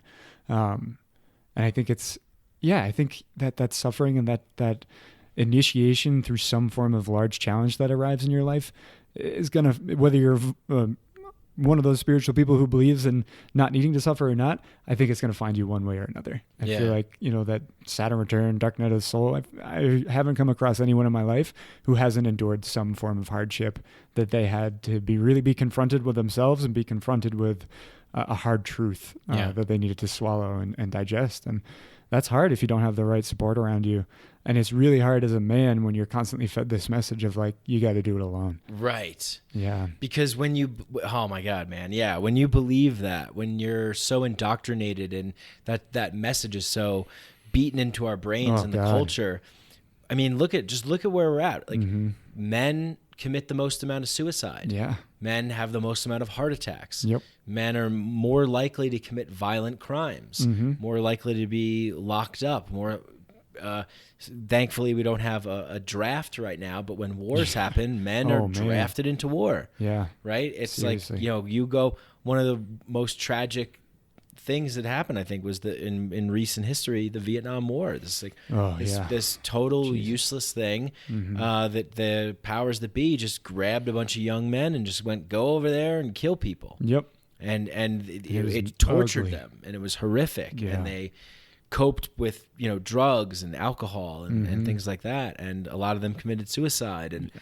And even with the wars in Iraq and Afghanistan, I think I remember reading that 22 veterans a day commit suicide. Yeah. More people have, more soldiers in this war have died by their own hands than have died in battle. Jesus. And what's that say too? What kind of a message does that bring to the world of like, it's pointless? Yeah. Like if we are dying by our own hands more than people are dying from war, the war is within ourselves right now. It is. And we need to stop waging it externally and projecting it onto everyone else. And I feel like this is like such a big part of men's work, right? Is being able to step back from those projections and realize, where's this shit showing up in me that I don't want to acknowledge it, right. that I don't want to see this other person manifesting something about myself that I'm not really comfortable with right now. Mm-hmm. Yeah, there's different avenues I can go at, but for the trajectory of the course, it's I just think like it's important to express it. Like for me, I'm a man who, we were just talking about this outside, like a horrible, nasty thought will pop into my head and I'm like, I'm the fucking scum of the earth for thinking that, right? But then when you like share it with another man, he's like, oh dude, I had that thought 2 minutes ago. It's like, yeah, we're only human. I was just thinking about like taking like a newborn baby out to a field yeah. and just kicking him as far as I can. Exactly right. Yeah. See, and my therapist put it perfectly. Like, you're not an asshole for having that thought, but if you went out and did that, yeah, holy shit, right. You'd be tarred and feathered, yeah, dude. Like, yeah. Jesus. Yeah. So I feel like that's another thing as men that we don't often do enough is we don't give ourselves enough self-love and self-compassion. We can be very self-destructive in our behaviors, in the way we treat ourselves, because of all the pressure that we have to be the ones who have it all figured out and to be the stewards of this realm. Right. But who, like, that responsibility was put on us. We took it on. Some of us are taking it too far in a direction that it shouldn't be going.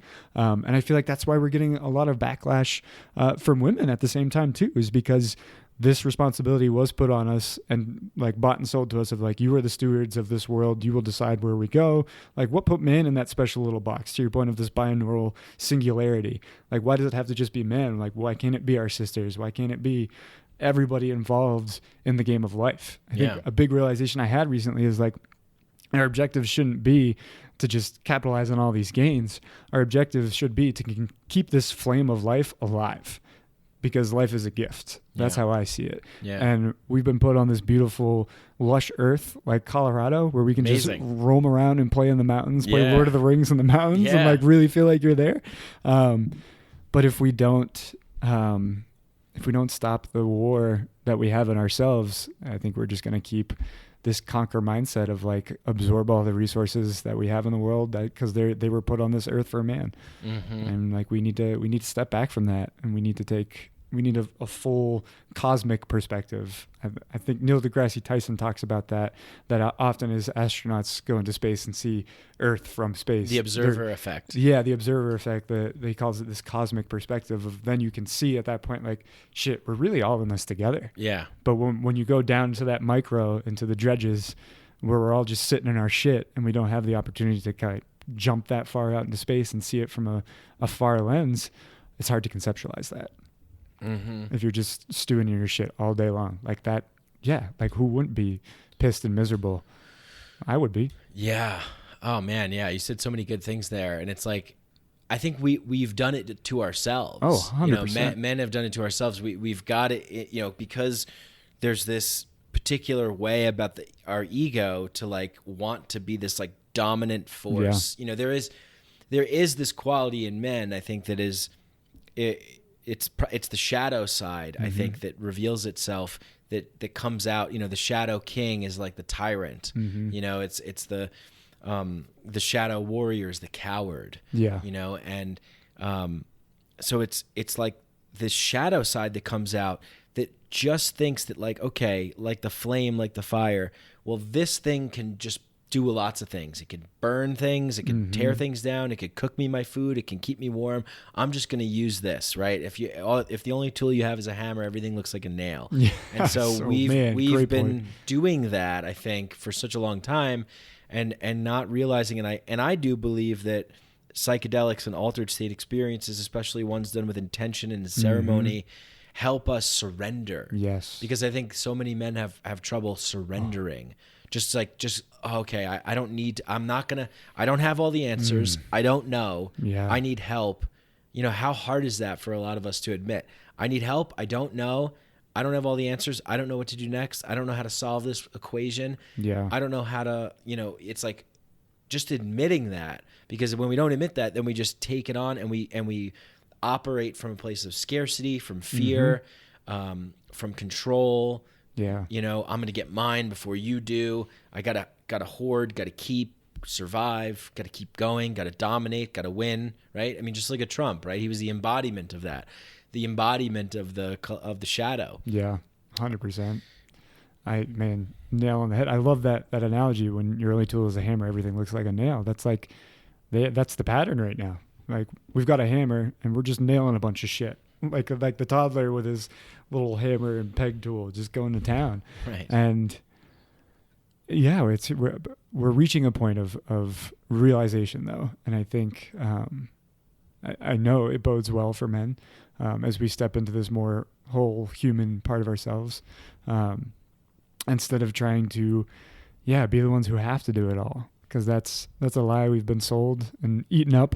And I think there's a part of it that feels good, right? Of like, oh, like I've got this responsibility, like these people believe in me. But you have to be really careful with that too at the same time. And I don't know, I've just had the last couple of years in a leadership role in a working environment. And I've found, and Brene Brown actually said this, and I've been utilizing it in the environments where I show up as a leader. Power is only real when shared. And that's when it's really limitless, is when you share that power.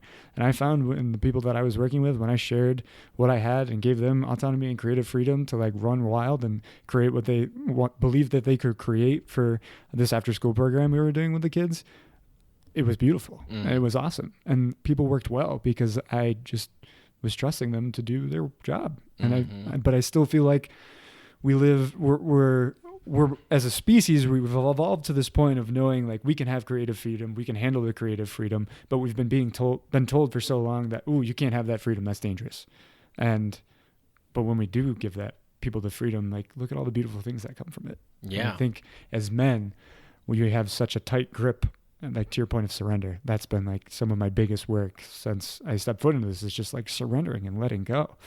When I just like cling to something so tightly and need to have control over it, which is kind of how I showed up as leader for a little bit. When I just like surrendered and let go of that control and let people show me what they wanted to do, I was like, this doesn't have to be in the picture perfect image that Max has in his head. It can also be a co-vision that we create together. And when you create something together, it just creates something even more beautiful, I think, than being the sole responsible person for all of the visioning and all of the creativity.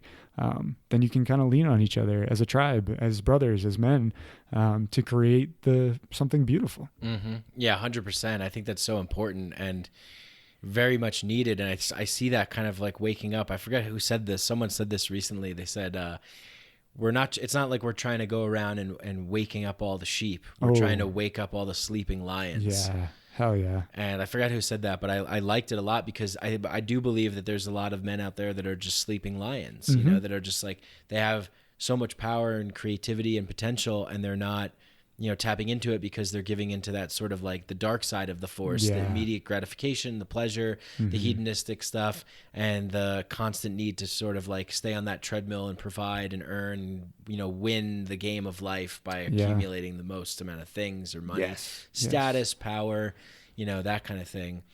But really, we see this like, so it's even reflected in our culture. A lot of the movies that are like, Rambo goes out there and shoots all the bad guys, and it's like, but even now we're starting to see it's more like it's the Avengers. They're all like coming together. It's like each one has a unique talent and skill, and they're all coming together to achieve like a greater goal. And I just think that's so important because I guess it's always been, a part of our culture that it's like, it's okay for women to have like groups and women's groups and friends and those kinds of things. And then you hear like, guys night out or something. And it's like, guys get to go to the bar and be, vulgar to women that aren't their partners and, whatever. And go to strip. But that's like all like this kind of unhealthy, it can be done in a healthier way. Right. And I think we're seeing more of that, and that's really, really good to see. because there is that element of, I think the reason why men like to go out and drink a lot and say, crude things and tell dirty jokes is because there is a part of us that wants to be dangerous, that wants to be, like, oh, if some shit went down, like I can take care of it. There's a part of us that wants to dance on the edge, take risks and that kind of stuff. And I think that we can create avenues or participate in avenues that allow for that expression to come out in a healthier way. Yeah. Yeah. Yes. And how many times were you out on one of those drunken benders with your friends and it ended in a warm heart to heart? Everyone's drunk, just like gooing over each other, right? Right. Because we use that alcohol as a way to lubricate ourselves to get comfortable to a point where we can lean on each other, right? Yeah. So it's this weird dynamic of like, let's go get drunk, because ultimately what we want is we want that brotherhood. We want that camaraderie. That's so funny. That's so true. Yeah. And then you get to the point where you're just like melting over your buddy's shoulder and fucking crying and gooing over each other about how much you love each other. Well, I love you, Max. I love you too, Mike. Yeah. And we're not inebriated to say that. No, we're not. Yeah. And it's so funny. It's like, all right, I want to tell you how I truly feel, but I need 30 drinks to make that possible. I won't be able to stand. I'll be drooling. Yeah. Oh, 100%, man. And I think that's like why we've sought out so many of these different ways of connection has been that entail lowering the defenses with outside substances, because it feels good when you can be with your boy and connect. And there is a sense of, I mean, think about it, the Vikings in the great beer halls drinking beer, like that's fucking sweet. Like I would love to do that with you one day. Sure. Mike, and I'm sure we will one day. Yeah, that'd be nice. But it's I think it's come a long way from that. I think when the Vikings were doing that, they were singing song, they were also being really crude as Vikings can, but where there's a place for that, though. Yes, exactly. There's a time and a place, and I think that that's the important part. Is like making the gym that non-negotiable, and like this is the place where I go and I get to be a savage. I get to put on my headphones and play the Thor Ragnarok music and hit the boxing bag and put some free weight, deadlift some stuff and throw some weights and scream. And it's like, I get to do that. I get to, the environment that I live in is not requiring me to go out and hunt for my own food. Right. I guess I could make that happen if I wanted to, but for most people, that's not the case. So I can go to the gym and I can pretend that I'm a warrior from Middle Earth and lift weights and hit the boxing bag and get that energy, move that energy through. And then we can, get together and tell crude jokes and make each other laugh and have a couple drinks or smoke a joint or whatever it is, but with that intention of like, we're being real, we're being true, we're being honest, we're being open, we're being vulnerable. Yep. And this is a container that's like set for that space and it's welcome. It's totally welcome here. Yeah. And I feel like in our group, we've done a really good job of finding that balance of like making the crude jokes, lighting up a joint, enjoying a nice beer from time to time, but also just keeping it super real at the same time. Yeah. I think that's been my motto since 2018 is just keep it really real. Keep it real. Keep it really real. And I did it with all the kids that I worked with too. I just don't believe in sugarcoating anything. Right. People can see right through that. And I think it's just better when you do keep it real for yourself, for everyone else around you, and especially for kids, because kids can smell that shit coming a mile away. They're perceptive little shits. Right. Yeah. I love them to pieces. There's something you said. To your point of exercise, I think that has also been a very important part of my journey personally. That's where I feel my work ultimately started in college, was when I would just go to the gym and abuse my body in the best way possible 6 out of 7 days of the week and do a heavy lift. You're in college, your friggin' hormones are just flaring. And it was my best way to like sort anger management. If I wasn't in a good mood, I would go fucking lift weights for an hour and a half, 2 hours and come back and be on top of the world. That was my therapy. And that isn't, it's a good therapy and very healthy at the same time. It shouldn't be your only source of therapy at the same time. Yeah. So more to that essence of balance of like, as men, we definitely still have that powerful masculine energy that just needs to move shit, and you got to move shit. If you don't move shit and you stay stagnant and you stay stale, that's when I notice it in myself. That's when I feel, I just don't feel good about myself. I just don't feel good in general. But then when I like go out and rock climb for 2 hours, I'm on top of the world. Because I was just like moving my body, doing some real strenuous activity. And I find it helps. It is a good release for anger too. When you don't always have the right outlet at the right time. I think it's good to use exercise in that way, but then to also come back to that anger, either in a group setting or individually, and work with it. Yeah. Yeah, definitely. It's just so important, you know, like I look at like my father, like he doesn't really have any friends really. Yeah. You know, and I think like with what we've done with this group, people are able to come together and look forward to getting together and doing something. Yeah. Because I think as you get older, a lot of men, I mean, I think that's what leads to a lot of the suicide and just depression and things like that, is that there's a lot of loneliness. Yeah. And we see it even too with like a lot of younger men who the term is incel. Oh yeah. Involuntarily celibate. And there's this whole like, you know, I guess image about who those people are and what they're like. And, you know, it's like, look, like, everything that we're talking about here, it's like we want to be connected. Yeah. And you know, like when we went on that rafting trip, oh my like God. we were tasked with the objective of like floating down the Colorado River by ourselves, with no guide, no captains, very little experience. Left to our own devices. And we had to come together to make it happen, and we did. And we fucking did. Yeah. And I think that's a really important that's thing the too. questing we're missing. Right. Like we were talking about on our hike the other day. It's like there's just this desire as men to go on a quest together, and face a challenge as brothers.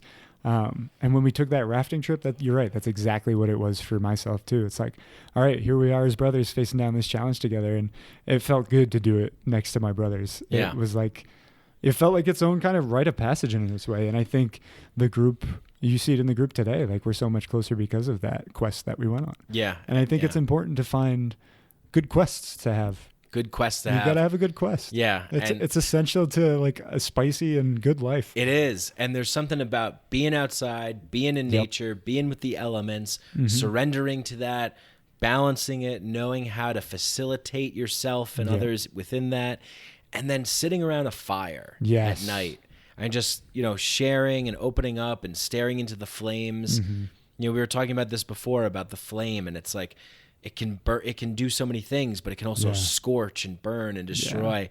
And it's like it's this hot, you know, thing, and then it turns to smoke and it disappears, and it's just this very powerful thing to be staring into a fire, sitting around a fire with a group of men. We just did an arduous activity. We came together, we made it happen, and now we can, you know, talk about like what's going on with us and really feel like just that we can be totally real. I think that's the most important thing. It's just so simple. It's like to be able to just open up and be real and be with other people and be like, yeah, I don't know, I'm just feeling like the career that I'm in just not working for me, and I just don't know what to do. And, you know, hearing someone else say, yeah, I don't know either. I'm in the same boat. Like, I'm just, you know, I'm there too. And it's like, oh, cool, you're there? Yeah. I'm here. Well, I'm not alone. Right, exactly. I'm not alone. I'm not alone in this experience. Like, other people are also here with me. And you can lean on those people when you need to. Yeah. And that's also really just awesome to have as well. There's something else I wanted to bring up in regards to the fire and the rafting trip and getting outside into nature. Now it'll come back to me. We can jump on to the next thing.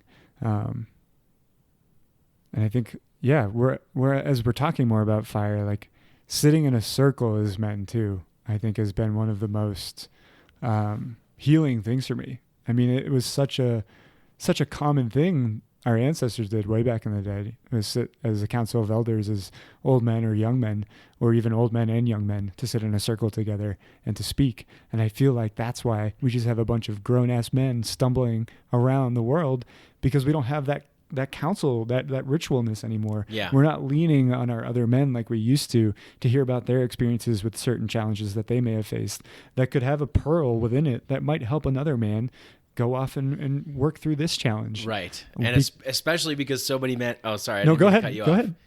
I was just going to say, especially because so many men want to prove something. Yes. Show that they know something. Yes. Ooh, I got a clever little nugget here. Ooh, you know what Carl Jung said once? He said this. And, it's like, let me show you how I can help. Let me show you how I can solve. Let me show you how I can be clever. Let me show you how I can do it. Right. And, I remember as a little kid, I was playing video games with my friend, and I didn't have video games. We didn't have cable. We didn't have video. So I would go to his house and play, and he would be like, "You're not doing it right. Give me the controller. I'll show you how to do it. You got to do it like this." And he would like, and he would like do it for me. And I'm like, "Dude, just let me play the game and like help facilitate, I guess." But like, there's this innate sort of push from a lot of men to be like, "You idiot, you're not doing it right. I'll show you how to do it. That's not how you do it. This is how you do it. Oh, that's stupid. I'll show you." Or even when people are talking, like, I think I had, like, something that has happened for me is like really listening to other people. Yeah. Because catching myself when I'm not, catching myself when I'm going, oh, they're talking, but I'm actually checked out and I'm thinking about, something juicy that I just thought of, something nice, something clever, something smart, something that the other person's going to go, oh, yeah. And I think that's that sort of male ego to want to like impose, impress, showcase, be the hero. Yeah, 100%. Yeah, I feel like prior to, honestly, Connection Council, I definitely listened from a place of wanting to respond. And also, there's definitely, I was always active listening, I would say, but I always loved the response part too.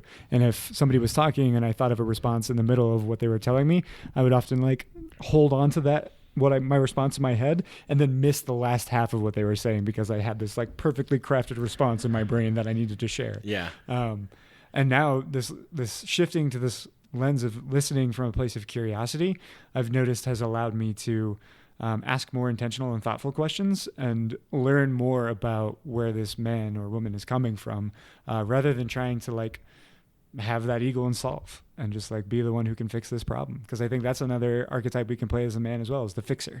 We want to fix it all and we got all the answers. Yep. And it's okay. And I'm learning it's okay to not have all the answers. And it's actually a lot of fucking work to try and have all the answers. And when you can let go of that archetype, it's like, oh, it's okay to also show up and be like, yeah, I don't know.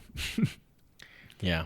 And it feels so good to be in that place. Yeah. And it feels so good to be with a healthy female who's able to, the expression behind every great man, there's a even greater woman, or a great woman behind a great man.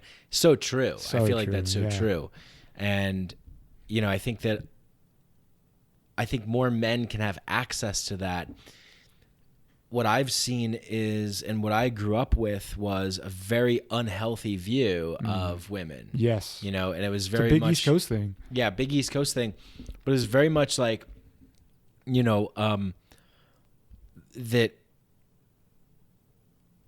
you couldn't really truly show yourself. Yeah. And I feel that there's this attitude of like, well, for men out there that want to find an amazing partner, or that are searching, there's like this sort of attitude of like, well, I need to impress, I need to like I need to acquire, I need to show off, I need to dazzle, I need to wow. And in my experience, it's really when you just fully totally open up to like who you truly really are, that it's like it's counterintuitive, because you're like, oh wow, I didn't realize that, but now I'm attracting the right women. Right. And when I grew up, it was just like, what didn't matter. It was just like, she's hot. Yep. Go smash that.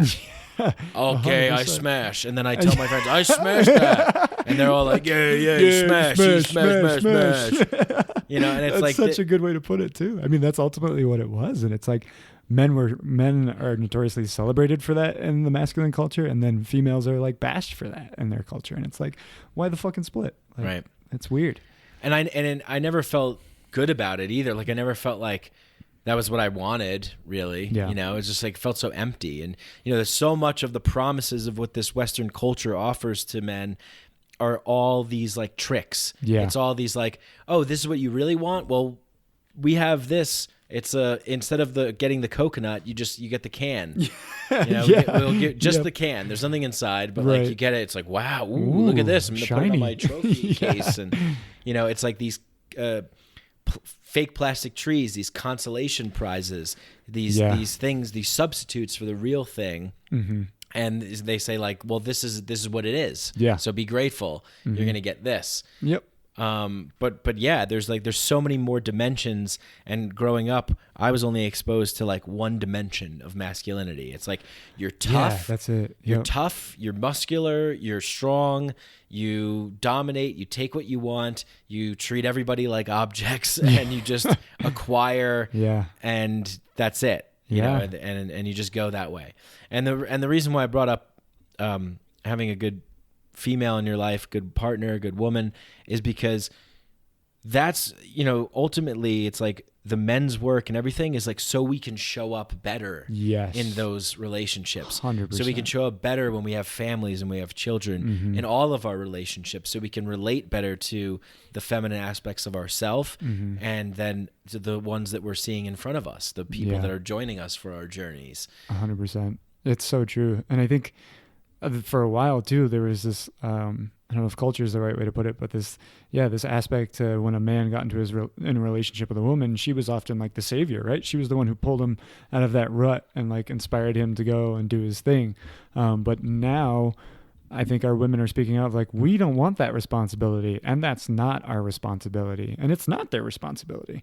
So I've noticed for myself in pursuing my own work, I've just had a much more fulfilling relationship with my partner because of that. And instead of when I feel challenged by my partner, I'm not greeted with, sometimes I'm still greeted with a little bit of anger and frustration around it, because shit, she's right. She found this part of me that I don't really want to know about myself right now, that I'm still trying to work through. But at the same time, it's inspiring, and it's cool to be, it's not cool, it's amazing to be in a relationship with somebody who is doing their work and committed to their work. That's also just an inspiration in your life to like keep going down that same path. And to have that same motivation for yourself to want to do your work, because I do see the fruits of my labor. I do see how relationship is just so much more easier, where for men, it was almost seemed burdensome to have a wife, right? Like, the old ball and chains back at home. It's like, no. Where's the meatloaf? Yeah, right? Yeah. And building, I think, your family much like you would a tribe. And just like that open, honest communication and making space for difficult conversation, making space for difficult emotion, instead of trying to have this picture perfect story relationship where there isn't any of that contention, where there isn't any of that strife, because that's not realistic either. I think, that's another aspect of the American dream that we were bought and fed, is like, your relationship is always perfect and happy. You don't have fights. You don't engage in conflict with your spouse. And it's like, no.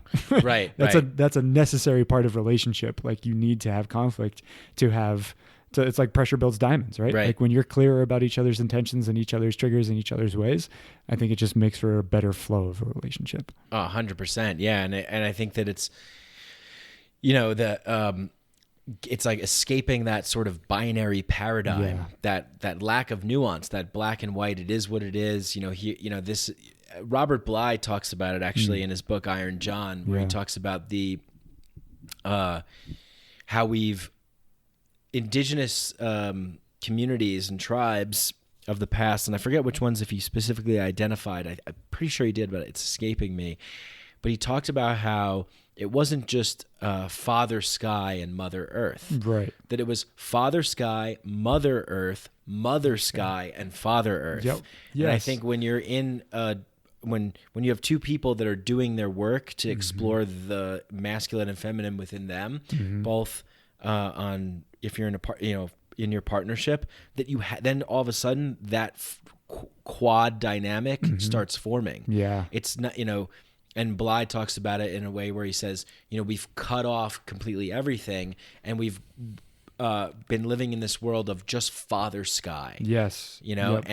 But when you have the acknowledgement of all of those together, the two within your partner and the two within you come together, and then all of a sudden it's four, and then you're like, oh shit, now there's four within me and four within her. Yeah. It's like a complete holistic healing process that happens, and really allows us to be the best versions of who we can be, knowing that like we're a part of a component. Yeah. We're a part of like a gear. Yep. Yeah. It's funny you mentioned that, because that exact excerpt was, Matthew Fox pulled it and put it in Hidden Spirituality of Men, and talks about that, and about how it's like, then when you're engaged in your work and you're working on your feminine, you're working on your masculine, you'll find within your relationship, the dynamic of gender roles just kind of fizzles out. There's no gender role. Then sometimes your girlfriend is taking on the more masculine archetype, and sometimes you're taking on the more feminine. Yeah. And being okay in that space. Yeah. Where I think so much of men and what we've learned over the last 100, 200 years has been, you are only the masculine archetype. Your gender in the relationship is the masculine male. You make all the decisions. You do this. But it's like, when you can open that door up to other possibilities and not having that tight fucking grip on everything, then you open to this beautiful flow in your relationship, and you guys can co-create such a beautiful world together. Yeah. That tight grip is the reason why we have so many dis-ease. Yeah. You know, just the name, dis-ease. We're not at ease. Mm-mm. And we deserve to be at ease. Yeah. This isn't the way it is. No. We can create new ways. Mm-hmm. So what are some things that are coming to the top of your mind right now that you're feeling like you're seeing and that you're excited about, and maybe work that you're doing, and you know, I guess, you know, we talked a little bit about some, you know, the problems in the past and sort of the present, and I guess maybe this is more present future. Like, do you feel there's been some key things that you've learned that you are acting on and that you're proud, you know, celebrate some of your wins? Yeah. Hell yeah, man. Thanks for that opportunity to do this. I don't do this enough. So I recently quit my job. I was a director at a nonprofit for a good while, and that was a beautiful experience because it showed me what I can actually create on my own. And because of the experience I had at this nonprofit, I feel confident to go confidently in the direction of my dreams. And I'm working to develop my own outdoor educational learning pod, where I am committed to finding a better way to educate our children. I don't have a formal idea of what exactly that entails yet. I'm sitting down with some pretty top of the line folk who are in the industry right now to have conversations about this, and I'm really excited for that. And I'm also, like I was mentioning earlier, I've kind of very seamlessly matriculated into this leadership role among men's groups, and I'm really excited for some of the things some of the collaborations that are happening within that. With Wholehearted Masculine and Dan Male, we're working to create a young men's group for teens with an organization out in Washington. And we're also, at the start of the new year, developing a medicine walk. It's going to be like a virtual hybrid idea, but essentially each man on New Year's Eve will go out into nature for 4 to 5 hours, somewhere pretty remote away from civilization, so that you can just be with yourself and guide themselves on a nature walk, on a medicine walk. And then on New Year's Day, we're going to have a call about that so people can share their experience. And then we're opening it up after that experience as well for some integration calls. So I'll be helping with the integration of that process as well. There's a lot that I'm surrendering to and flow right now as well before I do fully step into these projects and this line of work that I'm pursuing. I'm taking some time to rest. I'm taking some time to be still, which has always been a challenge for me. But I'm actually finding myself celebrating a win as I'm really settling into this stillness actually better than I thought. I have moments where I feel I need to take action, and I'm able to notice in the moment, like, oh, this is coming from a place of fear. This isn't coming from a place of right action or love or authenticity. But as a reaction to shit, like money's running low. Oh shit, this is happening. That's happening. I need to get off my ass and take action and be the provider that I've been told I needed to be for so fucking long. So it's been so nice to give myself this gift to just be still. And I'm finding that there's a lot of important work happening individually. That's really just allowing me to come step into this next part of my journey with a fresher mind and a more whole heart.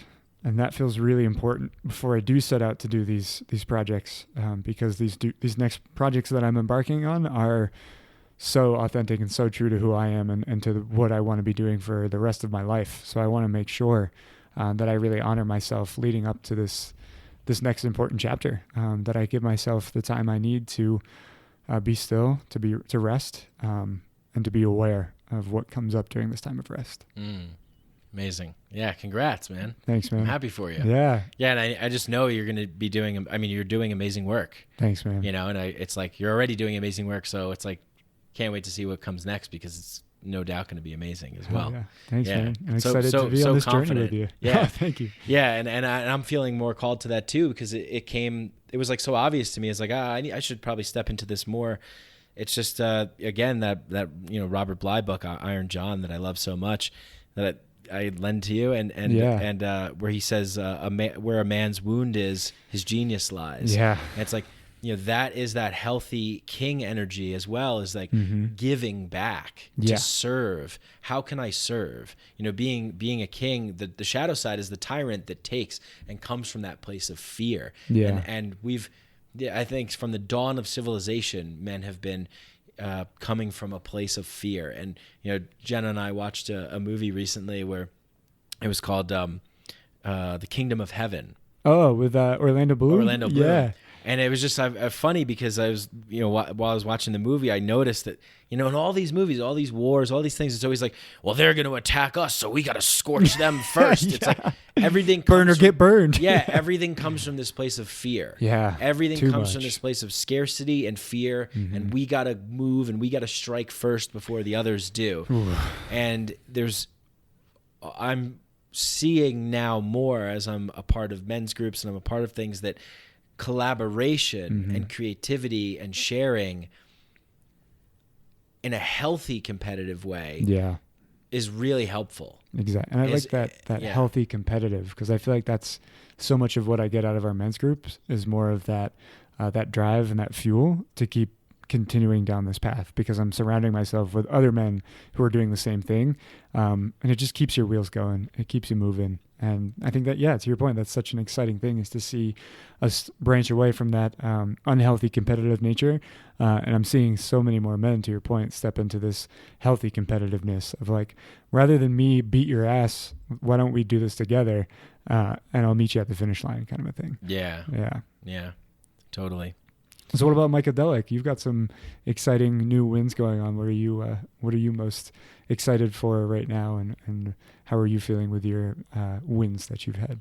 Yeah, well, I'm really enjoying this conversation. So I feel like doing more podcasts like this, having a studio space and doing like a video show that's more fun, hang out. Oh, yeah. Really gonna be looking forward to creating that. And then also just seeing what I can do to step more into a leadership role, which I feel like has been kind of calling me for a little while, and I've been a little reluctant to, or resistant to. And I think I've been reluctant and resistant to because I hadn't fully reckoned with and healed the fear mentality within me, coming from a place of fear, coming from a place of scarcity. And I had this thing of like, well, if I'm going to be a leader, then like I'm going to get drunk with power, and I'm going to be this egomaniacal guru kind of guy. And I just was like, I'm not ready for that. So there was like a suppression. Yeah. But I think really what I was doing was just saying like, oh, I know that I'm not fully healed yet in this way, and I really need to open up, and I feel that I have. Yeah. And so I feel like I can lead more from a healthier place. Like you were saying with your men's walks, like I feel that I'm in a really healthy place right now, so I can really offer some gifts to people that need them. And I've been through stuff, and I've had a lot of experiences and read a lot of things and worked on a lot of things, and I feel like now it's just a real action oriented time to start putting things into place, and really looking forward to coaching. I think is really what I want to step into more, is like leading and coaching and groups. And then that also inspires me to continue doing my work, so I can show up, so I can serve. I think this past weekend we had a retreat, we went away, and my partner and I, Jenna, and I was in a total serving role the whole time, and it felt really, really good to serve. Hell yeah. And so I want to step more into the role of serving, and I think that's what fills me up. Hell yeah. Yeah. Couldn't agree more, man. And I want to be the kind of man that I would have wanted in my life when I was going through times where I was looking for someone to come along and show me a way, show me something. Yeah. It reminds me of a quote I was confronted with right before I started working with the youth, and it was, be who you needed when you were younger. And it's like, oh, damn, yeah. And in that process of like being who I needed when I was younger, it was also really healing for myself as well. I was like, oh, by validating these children's emotional experiencing, I'm validating my own. And that's key. That's important. I think there's so much healing that happens from the position of being a part of a group that is well facilitated, but also on the other side of that, people oftentimes think that because you're the teacher, because you're the leader, the facilitator, that you know everything or whatever. And it's like, there's so much learning that happens, as I'm sure that you have stories aplenty probably from teaching kids. Yep. You probably learned a shit ton from that, right? So much, dude. Yeah. And I think, I was in a mentorship role. And before I jump too deeply into that, I just want to shout out the men because prior to leaving the organization I was a part of, I was building out a mentorship program, and 80% of our mentors were men. So there's a big shift. When I first started with mentoring, there was a real lack of men stepping into this field, and it was largely female mentors. So we are experiencing this shift as men of us wanting to be who we needed when we were younger.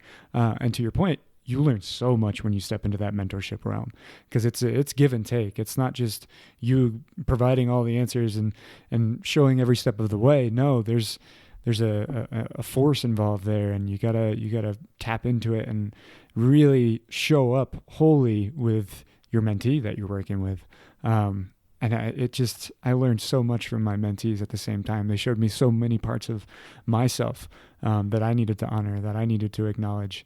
And it's just really a breath of fresh air, and something I am really excited to see is more men stepping into this mentorship role. Because that was another layer for me that really launched me into doing this work more full time, was that mentorship.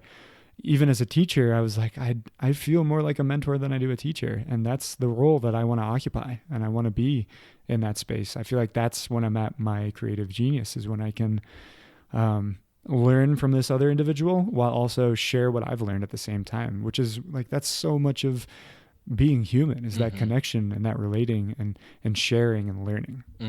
Yeah.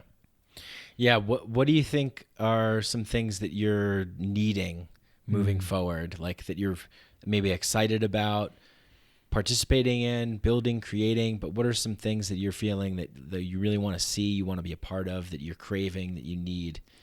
Yeah, I'm seeing right now, I feel like we're really seeing the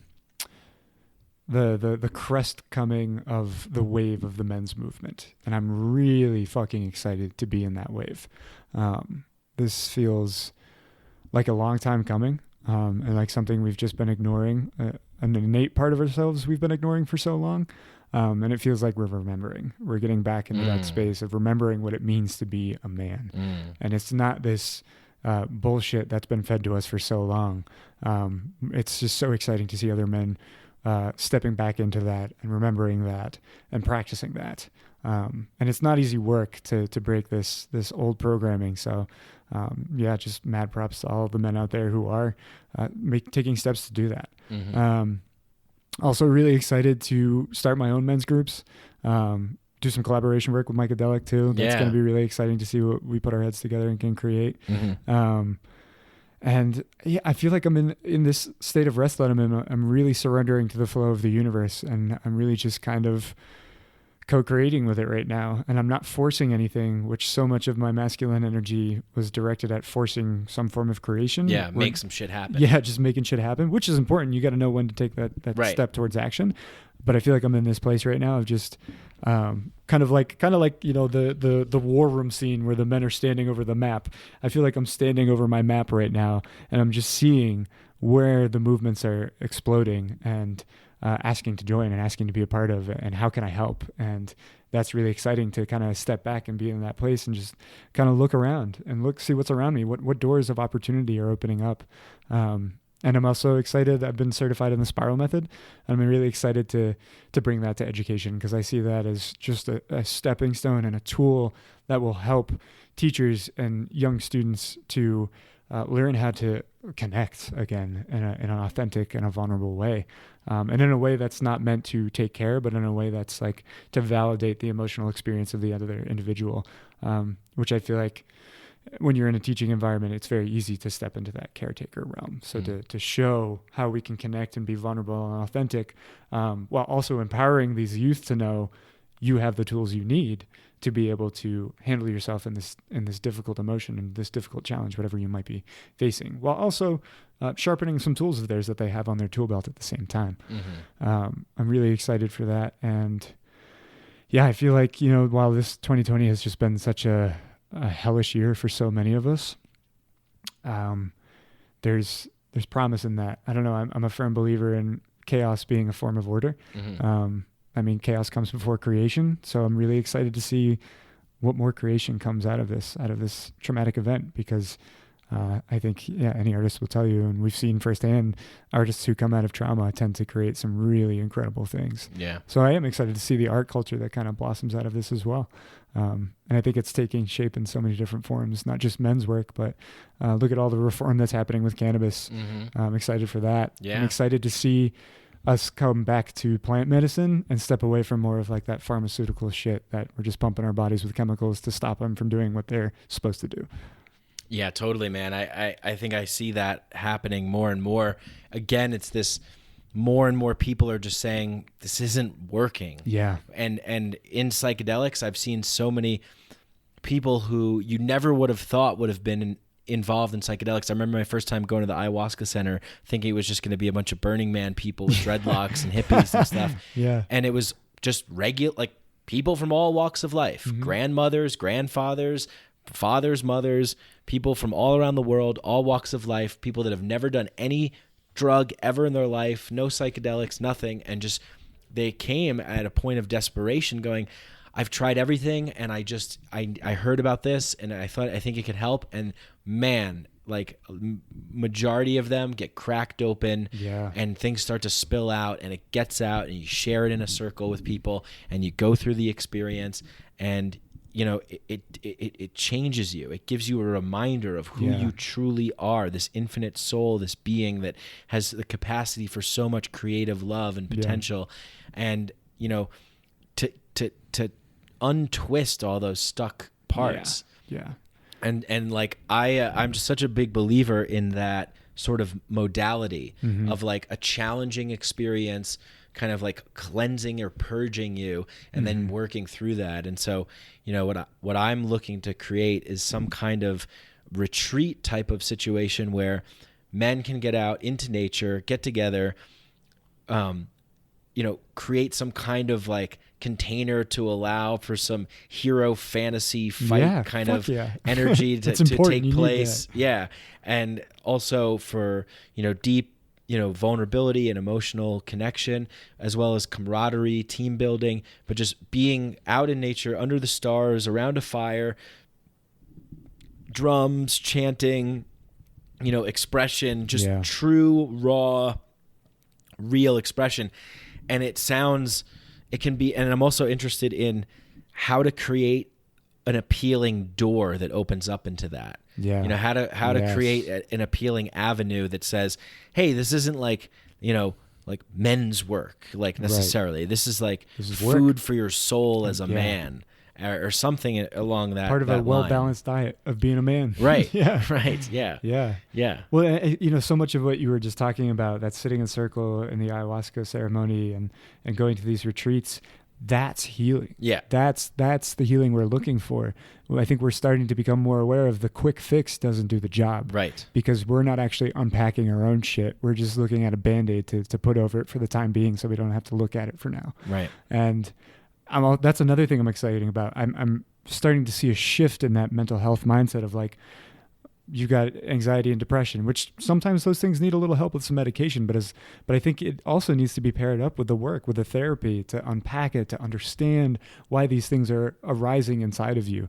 That is key, like knowing thyself, to really like dig deep into that shit and get into that shadow and look at it and change the conversation you have with it. Don't so much of what I did as a man with my shadow was like try to beat it, try to get ahead of it, like conquer it. Yeah, as soon as I like heal through this, I won't have to deal with my shadow anymore. It's your fucking shadow. It's not going anywhere. It's like Peter Pan. Well, I guess that's not the best example because he does get rid of his shadow at one point. And we're coming out of this culture of the quick fix, and we're settling back into that mindset of, healing is a process, and it's a lifelong process, and it takes time. And I don't know that we necessarily completely heal. I mean, wounds leave scars, but I think that's ultimately the goal, is we can look at those scars, and now we don't have that attachment to the pain with the scar anymore. You can look at it and be like, that was an event in my life that formed me to be the man that I am today. And I'm grateful for it, and I've learned a lot from it. And sometimes I think, grief is a funny thing and is circular and can come back. So looking at one of those scars and feeling the grief from it is okay too. Like you also honor that in the moment too. Yeah. Yeah. So much of it is about honoring what is present in the moment. Yes. And being truthful to yourself and allowing that to emanate. When your channels are clear, I got in a lot of fights when I was younger. Yeah. But I was actually a good fighter.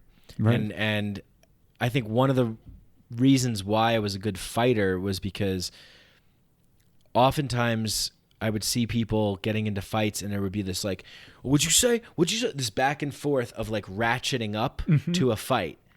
And then it just turned into a thumb war. They're like 1, 2, 3, 4. I declare a thumb war. But it was this push pull, fire on fire, and I think one of the things that I did well was being very calm. And I never really initiated the fights. I was always more of in a defensive role, but I didn't back down, and I would just sort of have this. Would you poke the bear a little bit too in that calmness, like instigate a little? Sometimes, but not necessarily. I think I would sort of just hold my ground and just be like kind of calm, and that like really threw people off, and they didn't really know what to do, and I don't know why I'm bringing this up right now, but I guess I'm bringing it up because it was a good example of sort of like holding energy and like staying in power. Not to say that I embody this totally or all the time, but it was definitely coming from that place of like, you don't want to be the gardener at war. You want to be the warrior tending to the garden. Yeah. And I have felt that I've been that majority consistently. And especially when I was in those, a lot of like physical altercations when I was younger,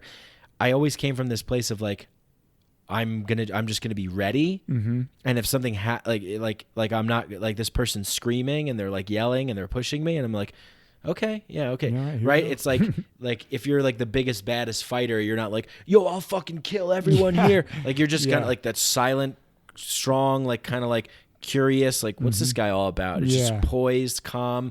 So I'm just saying that, I guess, to kind of like relate that to all aspects of life is like surrendering and not having control, but like trusting and having faith in like who you are and carrying that out and standing firm in your integrity without trying to accommodate or take on other people's stuff and just being like, hey, this is what it is. You want to strike me? Go ahead and strike me. I mean, I'll probably kill you, but try. Swing hard, motherfucker. Yeah. Let me ask you something. Do you find it's easier for you to stand your ground in a physical altercation versus an emotional altercation?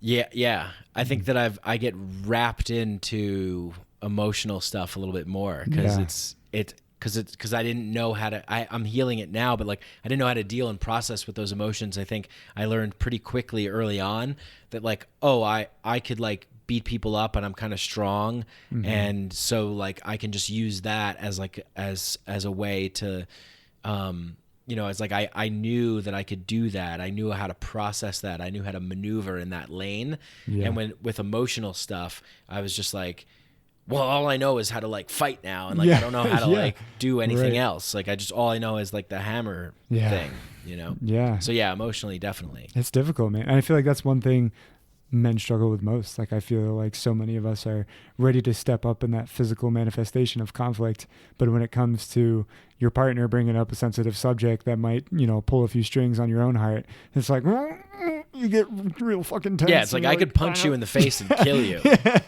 but like that would be bad. That would probably can't do that. Yeah, I gotta learn a better way to like process. Yeah, and it's funny because I feel like for me that was learned at a young age too. I remember my dad always said, I'd rather be hit with a truck than have to deal with that emotional stuff. And I embodied that to an extent too. I remember hearing that. I remember feeling that too, resonating with that, being like, yeah, that emotional stuff's hard, Dad. But I'm learning more and more that the warrior standing his ground and the emotional ring is also equally as important. And that's a tough boxing match for me too. It's hard to like trust that I'm okay in that space sometimes. So that's also been a big part of my journey and my learning is like, okay, I can be here, I can exist here, and I can be okay here. Like, this is all right. That emotional hurt also can translate to physical. I'll heal from it too. Right. And that's why we need each other. Yes. To give permission to say, hey, it's okay to be here right now. Yep. You can be here right now. Right. You know, you put your sword and your shield down. Mm-hmm. You can pick it back up. Right. But for the time being, put it down. Put it down. Take a load off. Feel what it feels like to really feel what you're feeling. Yeah. That's been a big lesson for me. And it's funny. I find myself at the peak of like my anxiety and my internal battle before I have that come to Jesus moment of like, I'm just not letting myself feel this difficult emotion right now. And that's really what I need to do. Mm-hmm. And then it's like the minute I give myself permission to go there, it's like, oh, but it's hard for me to get there. It still is. I think, that's another important piece of the work for myself. That's requiring a lot of reps, and it's a lot of remembering and a lot of forgetting.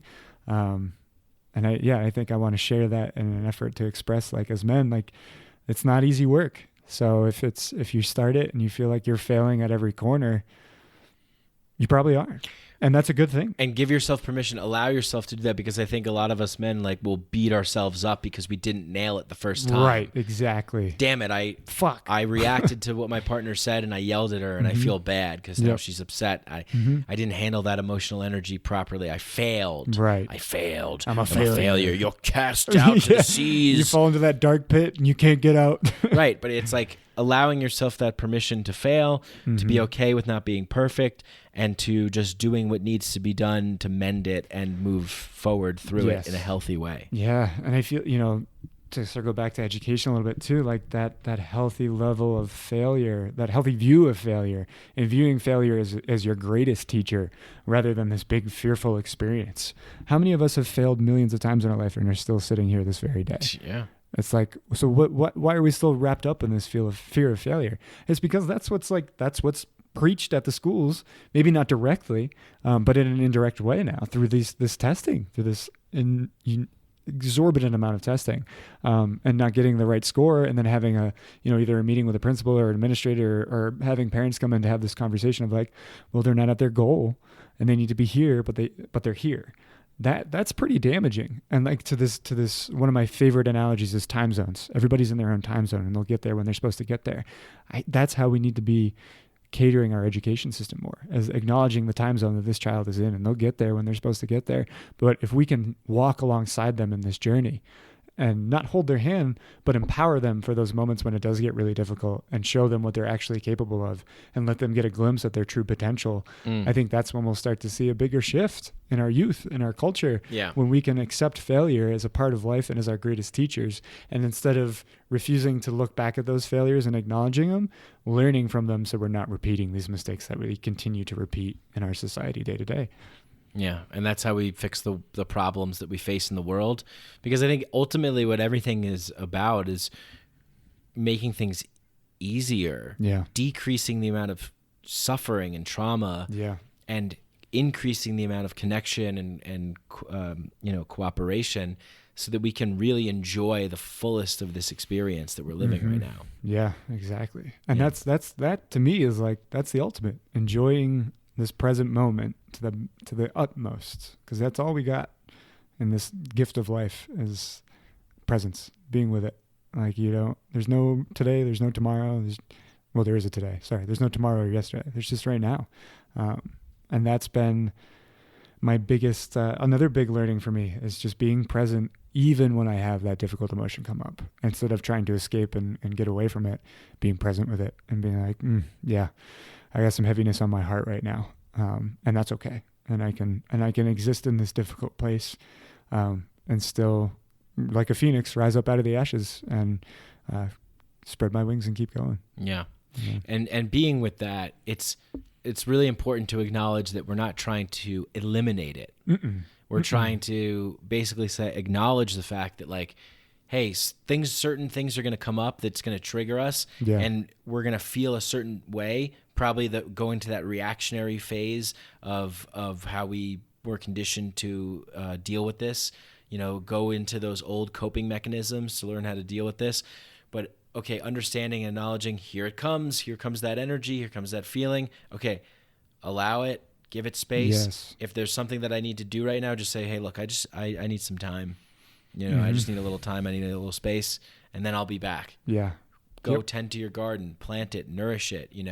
I think that so many times, we live in this world where people want to say, well, look at that. It's not growing fast enough. It's not growing straight enough. It's all over the place. It's not immediately gratifying. It's not immediately producing the fruit. It's like, let it grow in its own way. Let it come in its own way. And I think that, like, if we really want to dive fully into the depths of uncovering all the blockages, all the stuck points, all the wounds, all that stuff, we have to give ourselves time. We have to give ourselves space, and we have to speak up and say when, not to take it all on, to say, I can't take all this on right now and I need help. Yep. Or I need some time before I'm ready to move on this. And that's okay. Yeah. And I'm excited because I'm starting to see a societal shift where that is becoming okay. But at the same time, I think there could be more accountability there. And I think we need to push the other side of the coin too, and open up space for people to be able to voice that and give them the space that they need, and not see it as this huge, potentially detrimental event of, like, whether it is you're choosing to step away from a job and take some time for yourself, like, that needs to be just as welcomed when a worker can come to you and be like, I am not in a good place right now and I need some time for me. And that can be like, all right, go ahead, take the space you need, and not like, okay, well, give us your 2 weeks notice, you're on your way. But creating a culture of, allowing the space to heal, allowing the space to not have it all the time. Yeah. And it's so important to show that to kids too, because there seems to be this rush to get to somewhere. Yes. As a kid, it's like the pressure and the intensity. It's like there needs to be so much space to just allow what is to be what it is. Exactly. And how we approach that, and how we guide that, and how we mold, how we tend to these gardens. Yep. The garden that's going to grow the best is going to be the person that has the best touch, the best facilitation of it. Not too much of this, not too much of that, but just allowing what needs to be. Not standing in the garden yelling and screaming at the tomatoes to grow more. Yep. Putting more fertilizer, more things, more soil, GMO, get it growing. And then that's not the kind of world we want to live in. I think we're seeing a world that we want to live in, more connected, more communal, more open, more transparent, more space, more sharing, more caring, more loving, and more taking on the responsibility of being who we are in every moment and showing up that way, and embodying a healthy warrior energy, a healthy masculine, healthy king, healthy lover, healthy magician, all these things. And when you're attuned to all that, you really are, I think, in my opinion, that seems like a good place that I want to be, is in that role. And sometimes I'm there, sometimes I'm not. And I think that's okay. Like acknowledging that we're not always going to be this all the time. You're not going to, I think as men, there's this thing in our minds where it's like, oh, okay, yeah, like the healing work. I'm going to like do the healing work, and then I'm going to get to a point, and then I'm going to be perfect. Yep. And it's like, and everything will be just fine. You're never going to get there, right? Because you're setting yourself up for failure by not acknowledging that there's going to be failures. Exactly. Yes. Yes. 100%. So you're not always going to respond to your partner in the perfect way, but as long as you have the awareness and the capacity to keep going, to keep moving through. Yeah. There it is. There it is. Absolutely. It's so important, man. And something that I still struggle with today is still like believing, still kind of, there's a part of me that still buys into like, once I do the work, I won't have to deal with this shit anymore. Sure. And I know that's not true, right? But it's still this like part of me that I'm brushing up against right now. And I need to like make space for the shit to come up. And that's why it's so important for us to stick together, so that we can remind each other when you're entering into that territory. I could be like, hey, remember how it's, like this? And you're like, oh yeah, that's remember right. how you're human and life ebbs and flows. Right. This has been an awesome conversation. We could obviously keep going. I mean, it's like, what do where do we stop? Yeah, I know. But I think that this is a good place to maybe I agree. stop. Is there anything that's really like alive for you right now that you want to communicate, that you want to share, that you want to open up to, that maybe there's things that we talked about that we didn't hit on fully, or just a way to kind of, ease out of this pod? I think the only thing I want to hit on is some gratitude, man. It's been an honor to be on this journey with you. It's been awesome to have this conversation with you. And I'm excited and very grateful for what else lies in store for us. So thank you, man. Yeah, much love, much respect to you, my brother. I look to you as someone who is a leader, a teacher. You're an inspiration. And everything that you do, I always look to, and it's a good reminder for me too, to be like, oh yeah, like maybe I need to do that a little bit more. Like Max is doing this, like that's a good reminder. Oh, good, okay, like I need to get out, exercise more, or just a good example of just different things. I don't know what I'm saying. Maybe I'll edit that part out. What I'm saying is I'm very grateful for you. I see you as a leader, a teacher, and an inspiration, and a good friend. Likewise, man. It's it's just been great to have you as a friend, and I really value our friendship. So much love to you, Mikey. All right. Well, thanks for tuning in, everyone. If you want to, man, I'm like spent from this conversation. I can't even talk. Thanks for tuning in, everyone. Till next time. Bye. Much love. Hey, thanks for listening. Hope you guys enjoyed this episode as much as I did. Go find out more about Max. Go hit those links that are in the show description, show notes. Check out all of the people that support this show, that make bringing this show to you possible, like Sheath Underwear. Save 20% off everything site-wide at sheathunderwear.com by entering the promo code Micadelic at checkout. Check out Mushroom Revival. Check out San Francisco Psychedelic Society. Check out Student Loan Tutor. And if you can, go leave a 5-star rating and review on Apple Podcasts. Helps boost the show up in the algorithms, helps more people find the show.